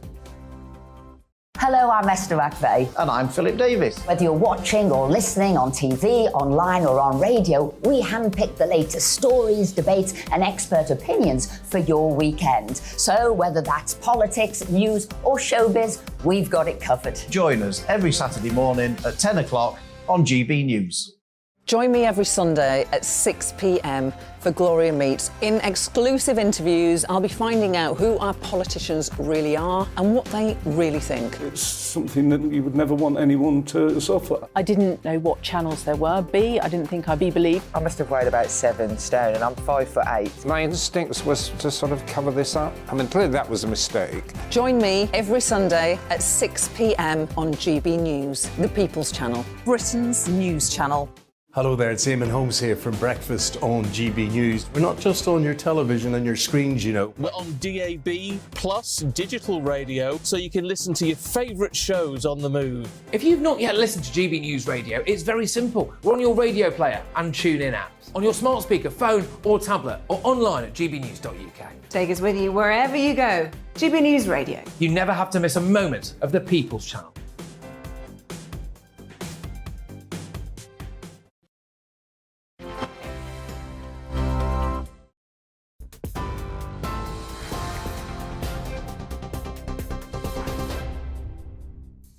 It's 1:30, I'm Ray Addison in the GB newsroom.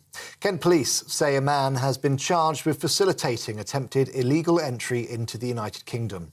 It's after 4 people died and 39 were rescued from the English Channel when a migrant boat capsized earlier this week. 19-year-old Ibrahima Bar, of no fixed address, has been remanded in custody and will appear at Folkestone Magistrates Court tomorrow. The Chief of the Defence Staff says the military is busy and should not be treated by the government as spare capacity. That's as ministers prepare to deploy 1,200 troops to cover striking public sector workers. Admiral Sir Tony Radakin says it would be slightly perilous to treat the armed forces as an ultimate backstop for industrial action. Meanwhile, unions are warning that military personnel are not sufficiently trained to cover for ambulance and border staff. Nurses are threatening to escalate industrial action in the new year if the government fails to break the deadlock over pay by next week. The Royal College of Nursing warns it could impact a greater number of hospitals and scale back support for non-emergency services if further action goes ahead. They're demanding ministers respond within 48 hours of Tuesday's walkout. And the Football Association has confirmed that Gareth Southgate will stay on as England's manager despite the men's team being knocked out of the World Cup quarter-finals. The announcement comes ahead of the final in Qatar.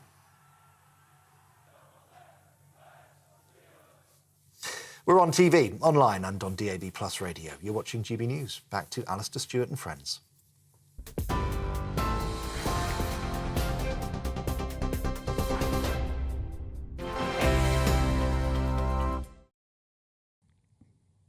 Ray, thank you very much indeed. Now for a heartwarming story. Despite having chemotherapy, suffering back pain from a parachute malfunction, a 91-year-old veteran has completed a 40-mile walking challenge for charity.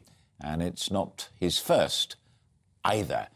Jeffrey Long, MBE, has raised more than £300,000 over the past 15 years. And our Yorkshire reporter, Anna Riley, has his remarkable story. Geoffrey Long served with the 12th Yorkshire Parachute Battalion from 1950, but had his career cut short 7 years later after a parachute malfunction.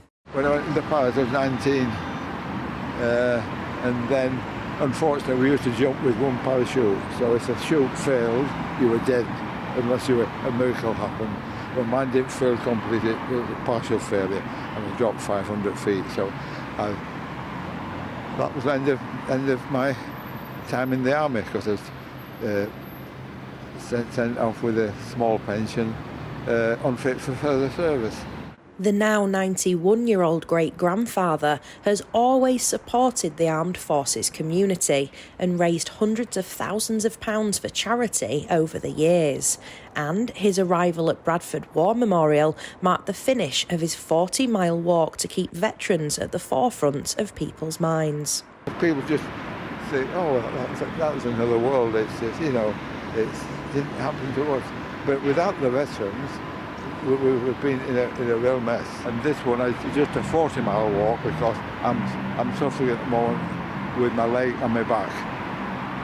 Normally I do 15 miles a day, no problem. But I was rushed into hospital just a year ago, and when I came out, it was all wobbly. I don't know why. Only 3 days there, and I'm falling a bit. That's why I've got a stick. The stick, they said, would help me, but it doesn't really. I can't keep up with it. The Royal British Legion, a charity that supports serving and former members of the armed forces, couldn't be more thankful for the money Geoffrey has raised. I think Jeffrey's absolutely amazing. I mean, he's one of our most remarkable fundraisers. I mean, he's dedicated all his retirement, really, to helping the armed forces community. And his armed forces community, you know, his dedication, commitment is second to none. And Jeffrey is already planning his next walk, all with the aim of raising money for those who need it the most. Anna Riley, GB News, Bradford. Remarkable man, and what a great sense of humour. I love that. The stick's not very helpful. I can't keep up with it. Brilliant stuff there, and Amanda's great report upon it. Now, you've been getting in touch on our big topics of the day throughout the morning. It is mainly the political year 2022 and what might lie ahead. Mark says the Conservatives will be wiped out, but I can't see anyone longing for Labour either. I think this will be a year when reality kicks in hard and we may have a very different result come the next general election. Will says Rishi Sunak wasn't elected, he was appointed by Tory MPs. The Prime Minister selected by the Conservative membership was Liz Truss, and she was stabbed in the back. Paul says, I'm so frustrated by the lack of leaders who are willing to solve problems by making sacrifices themselves. Issues that we are dealing with now need practical solutions that only come through talking and working together. And Peter says the government have made it clear that they had a few priorities. Controlling immigration to lower the numbers is vitally important in so many ways, but it includes the demands on housing. So keep those views coming in. As always, whoever is presenting the programme, we love to hear what you think here on GB News TV and Radio, the People's Channel. So do keep it coming in. And if we have time before we go off air, we'll share a few more. You are indeed watching and listening to Alastair Stewart and Friends, with plenty more still to come in the final half hour or so of the programme. Including what are the songs that remind you most of this year? What were the standout performances?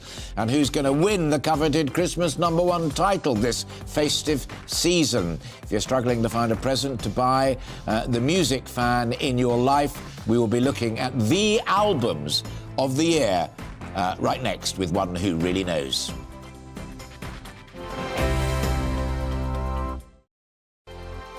Monday to Thursday, 9 p.m. till 11 p.m. Join me, Dan Wootton. I'll bring you the sharpest takes and hottest debates. Do you not believe in prison? I don't believe in prison. I'm completely stunned. I guarantee you there'll be no spin, no bias, no censorship. I actually was personally quite offended by it. And no reason to go to bed. So I guess they've always been quite woke. That's Dan Wootton tonight on TV, radio and online. Monday to Thursday from 9 p.m. till 11 p.m. on GB News. The People's Channel, Britain's news channel.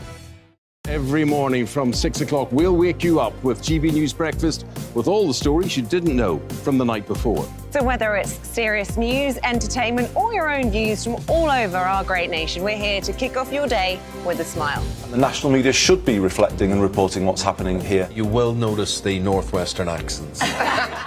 Whether you're with us on TV, radio, or online, every morning, it's breakfast from 6 a.m. Hope you can join us. Join me every Sunday at 6 p.m. for Gloria Meets. In exclusive interviews, I'll be finding out who our politicians really are and what they really think. It's something that you would never want anyone to suffer. I didn't know what channels there were. I didn't think I'd be believed. I must have weighed about 7 stone and I'm 5'8". My instincts was to sort of cover this up. I mean, clearly that was a mistake. Join me every Sunday at 6 p.m. on GB News, the People's Channel. Britain's news channel. Hello there, it's Eamon Holmes here from Breakfast on GB News. We're not just on your television and your screens, you know. We're on DAB plus digital radio, so you can listen to your favourite shows on the move. If you've not yet listened to GB News Radio, it's very simple. We're on your radio player and TuneIn apps, on your smart speaker, phone or tablet, or online at gbnews.uk. Take us with you wherever you go. GB News Radio. You never have to miss a moment of the People's Channel. My name's Tom Harwood and join me 9:30 a.m. every weekday for The Briefing, your one-stop shop for everything you need to know about what's going on in politics today. I wonder if this is a deal that might need to be like the biscuits in this factory, twice baked. Is there not an opportunity here to win out against the extremes? Tom Harwood, GB News. What are you going to do about it? Things should have been done differently, and they certainly are being done differently. Don't miss it. The Briefing with me, Tom Harwood, 9:30 Monday to Friday on GB News. Hello, I'm Simon Evans. Join me on GB News for Headliners at 11 p.m, where I'll be joined by two of the country's top comedians as we take a look at tomorrow's newspapers tonight. If it's a big story, we'll be covering it, I guarantee, but we'll also have some fun along the way. That's GB News Headliners at 11 p.m. We won't put you to sleep, unlike some of the other paper review shows out there. So join us, 11 p.m, 7 nights a week.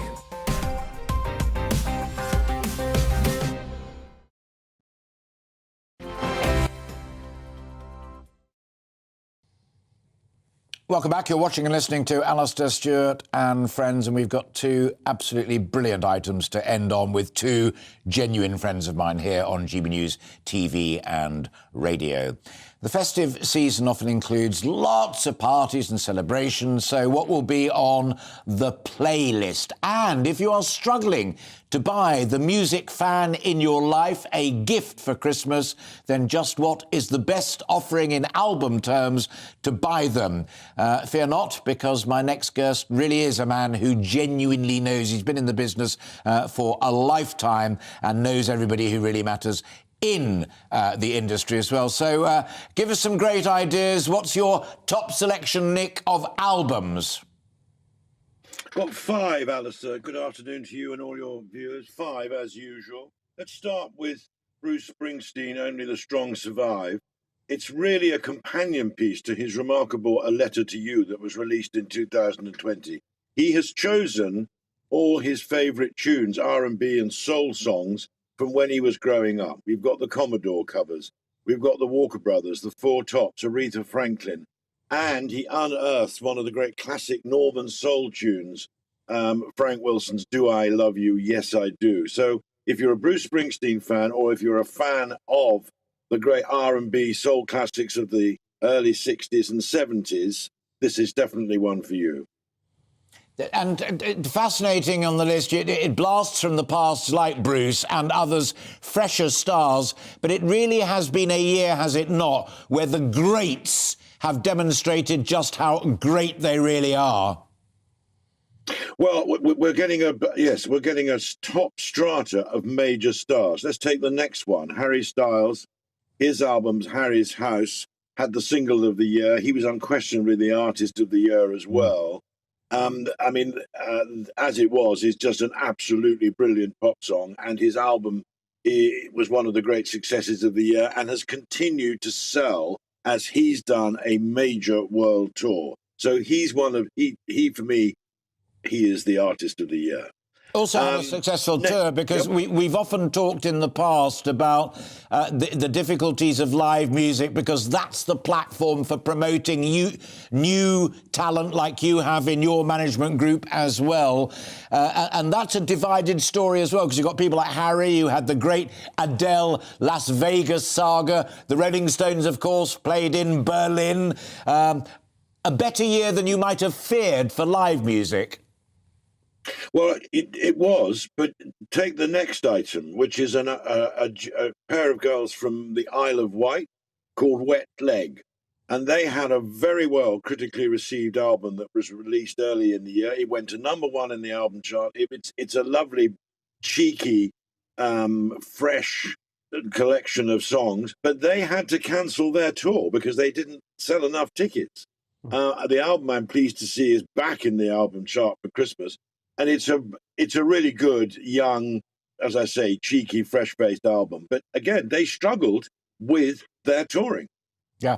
And I'm going to underline something that you know better than most. I was talking to a brilliant guy who was marketing from Amazing Grace, a live venue establishment, I think down in Hampshire, from memory. And he was saying, just remember that if gigs have to be cancelled, it's not only the artists that suffer, it's also the people who run those gigs and a whole range of ancillary people whose employment depends upon vibrant live music.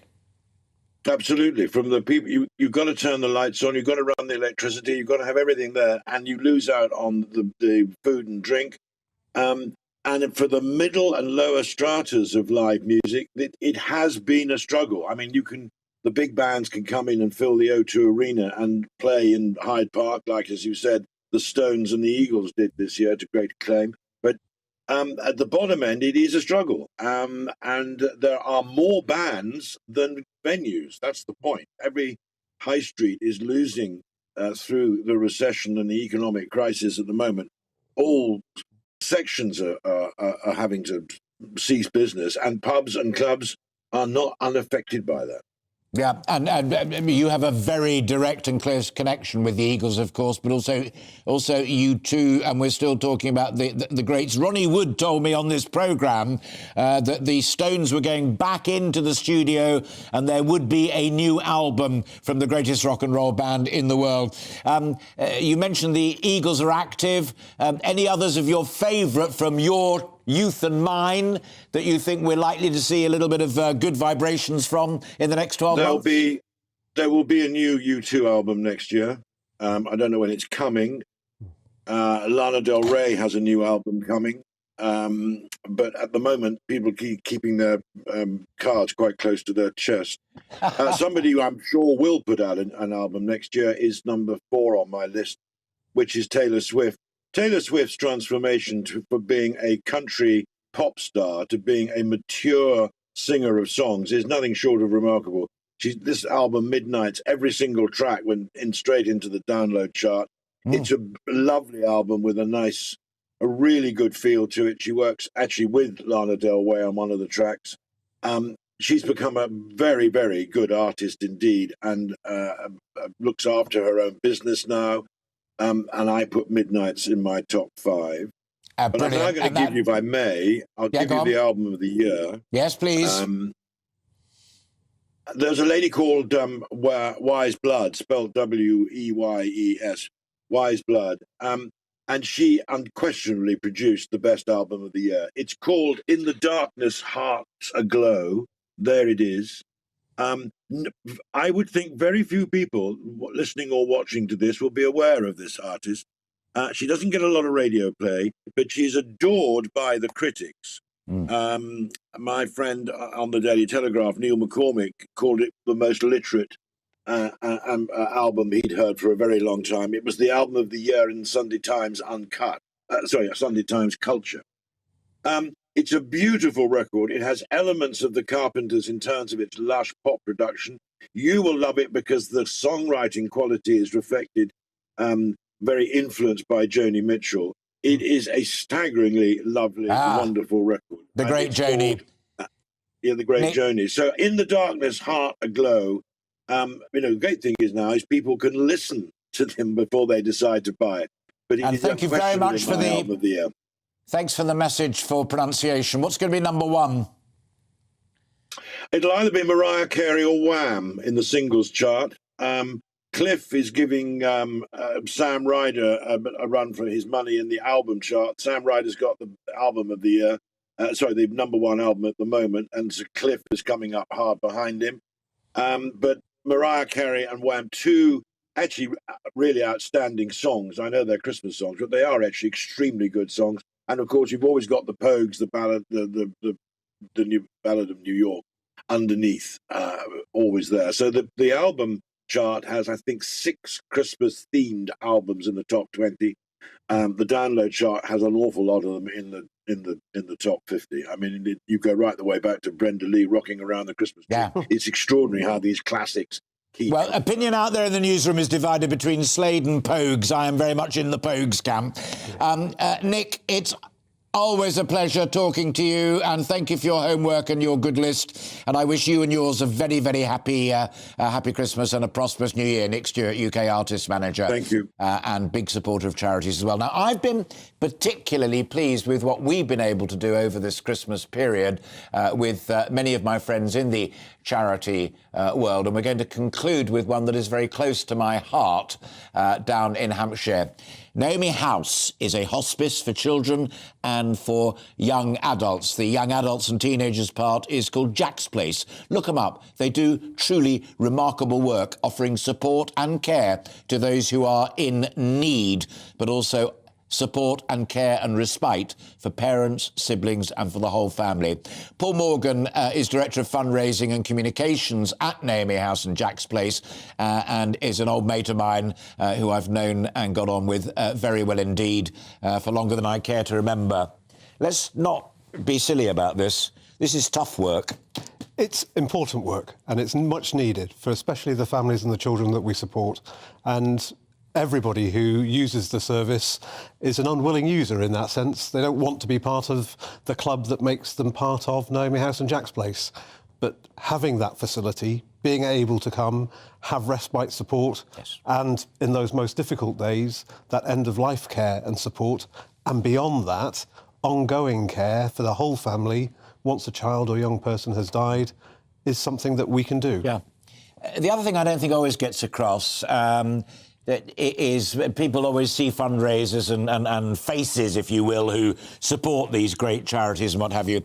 But Naomi House and Jack's Place is full of some of the most utterly brilliant medical staff at the cutting edge of remedial care and support for families and siblings. That's entirely so, Alastair. I mean, one of the things that I'm so proud of about the work of the hospice is the fact that it is about that care. I will often be asked about the buildings and the facilities, the incredible hydrotherapy suite and the playroom and the fantastic activities teams. But actually, it is the people delivering that care that make the absolute difference. And you're right, they are at the very forefront of a relatively young medical enterprise in terms of paediatric palliative care. But they are absolutely doing all that they can across the Wessex area and beyond to make a difference. We pride ourselves in being an utterly brilliant Wessex hospice and Sophie Wessex's domain. But we also work very closely with other hospices in our part of the world. We're both Hampshire hogs. We are indeed, yeah. What's the most important thing about that cooperation and that collaborative approach? So I think there are two things to the collaboration. One is very much about ensuring that the best care is available for a child or family at the point that they need it. The other is the integration with the local health economy. So making sure that the local hospitals are also integrated with the care that we're providing. Because no family wants to be told that their child needs a hospice, but actually being introduced for respite support can help break down barriers and make it easier for a family when they do absolutely need us. Most things that matter are best done collaboratively. Completely so. Lolo, can you show us the pictures of Ruben? Tell us about Ruben. So this is Ruben. Ruben is a child whose family used Naomi House and Jack's Place as a family. They receive respite support care there and were very much part of our service over the course of the time whilst Ruben was alive. Sadly, Ruben died almost a year ago next week. No family wants to go through that loss, but not in the week leading up to Christmas. And Ruben and the whole family were supported by Naomi House and Jack's Place. And post-bereavement, Ruben came to Naomi House and used our butterfly suite so that he was able to be visited there by the family and they were able to say their goodbyes as well. Well, in our prayers, the whole family, as always. How tough a year has it been for the charity? I think all charities this year have felt it. And the summer was particularly difficult as people started to realise just how difficult an economic position we were going to be in. We saw income drop, as everybody did, and one of the things that we're really mindful of is the fact that although we're finding it tough, our families are finding it even tougher. They've been paying extra bills for heating long before everybody else did. They had to have hotter and warmer. Paul, we've got to stop it there. I wish you well. Sally and I both send love to everybody at Naomi and we Jack's, to you. and keep in touch, and we do what we can as and when we can. Look them up. It's amazing. Naomi House and Jack's Place. And I'll tell you one thing you'll love is read the bit on the website that tells you why it's called Naomi House and how you can pay rent with a bunch of flowers and love and thanks to our initial big supporter. That's all we have time for today. From all of us here, a brilliant Christmas and special look forward to over the Christmas period, remembering our Queen, Calvin Robinson. But from all of us here, Happy Christmas, Happy New Year. Looking ahead to this afternoon, and rain clouds are spreading northwards as milder air returns across the country. Here are the details. Rather cold across Scotland today, but cloud is increasing as rain, sleet and snow arrives from the southwest during the afternoon. Temperatures should slowly recover as the day progresses. Turning milder across Northern Ireland, with cloud and rain spreading northwards throughout the afternoon. Rather windy with the risk of coastal gales, much milder than recently with highs of 9 Celsius. Across northern England, rain will push northeastwards throughout the afternoon. The rain will be falling onto cold surfaces, leading to the risk of ice for some. There'll be heavy and persistent rain across parts of Wales. This will move northwards as the milder conditions continue, becoming rather windy, especially in the west, with the risk of coastal gales developing. After a cold and cloudy start across the Midlands, rain will continue to move across the region, perhaps initially with a little sleet or snow in places. Temperatures climbing throughout the day. Cloud and rain will spread across East Anglia throughout the afternoon. However, with rain falling onto cold surfaces, there's a risk of some icy stretches for a time. Heavy rain will affect parts of southern England during the afternoon and into the evening, feeling much milder than of late, with temperatures reaching into double figures after dark. Looking ahead, conditions will be unsettled with further pulses of rain, locally heavy and persistent across the far south into Sunday evening.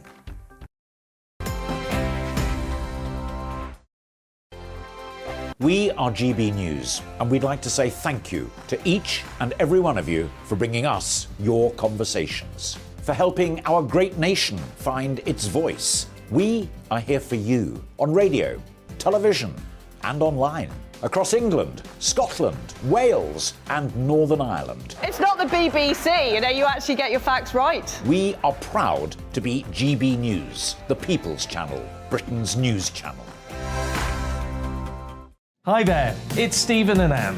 At breakfast from 6 a.m, you'll always be caught up with everything you need to know, the latest headlines, opinions and debates. We'll bring you the good news and the bad, but most of all, we're here for you. Remember, send in your views and let us know what you would like us to talk about. That's because we're your news channel. And every morning at 6 a.m, it's breakfast on GB News. Monday to Thursday on GB News, it's Bev Turner Today from 10 a.m. We're going to be here for you, our GB News family, to keep you up to date, but also make you smile. The guy went from puberty to adultery. And I can't wait to bring a few of my own opinions. I have no time for cultural totalitarianism. We'll engage in passionate, but always polite debate, with your thoughts and opinions at the centre of it all. Only on GB News, the People's Channel, Britain's news channel. Join me, Nana Akue, Saturday and Sunday afternoons on GB News. Expect fiery debate and passionate discussion as me and my panel tackle some of the biggest topics hitting the headlines. It's a place for everyone's opinion. No one gets cancelled, but no one gets an easy ride. Oh, she's on it today! Be ready for conversations that are fierce, frank, and of course, fun. Every Saturday and Sunday afternoon from 4 p.m. on GB News, the People's Channel. Join my show Farrar, 7 p.m. till 8 p.m. Monday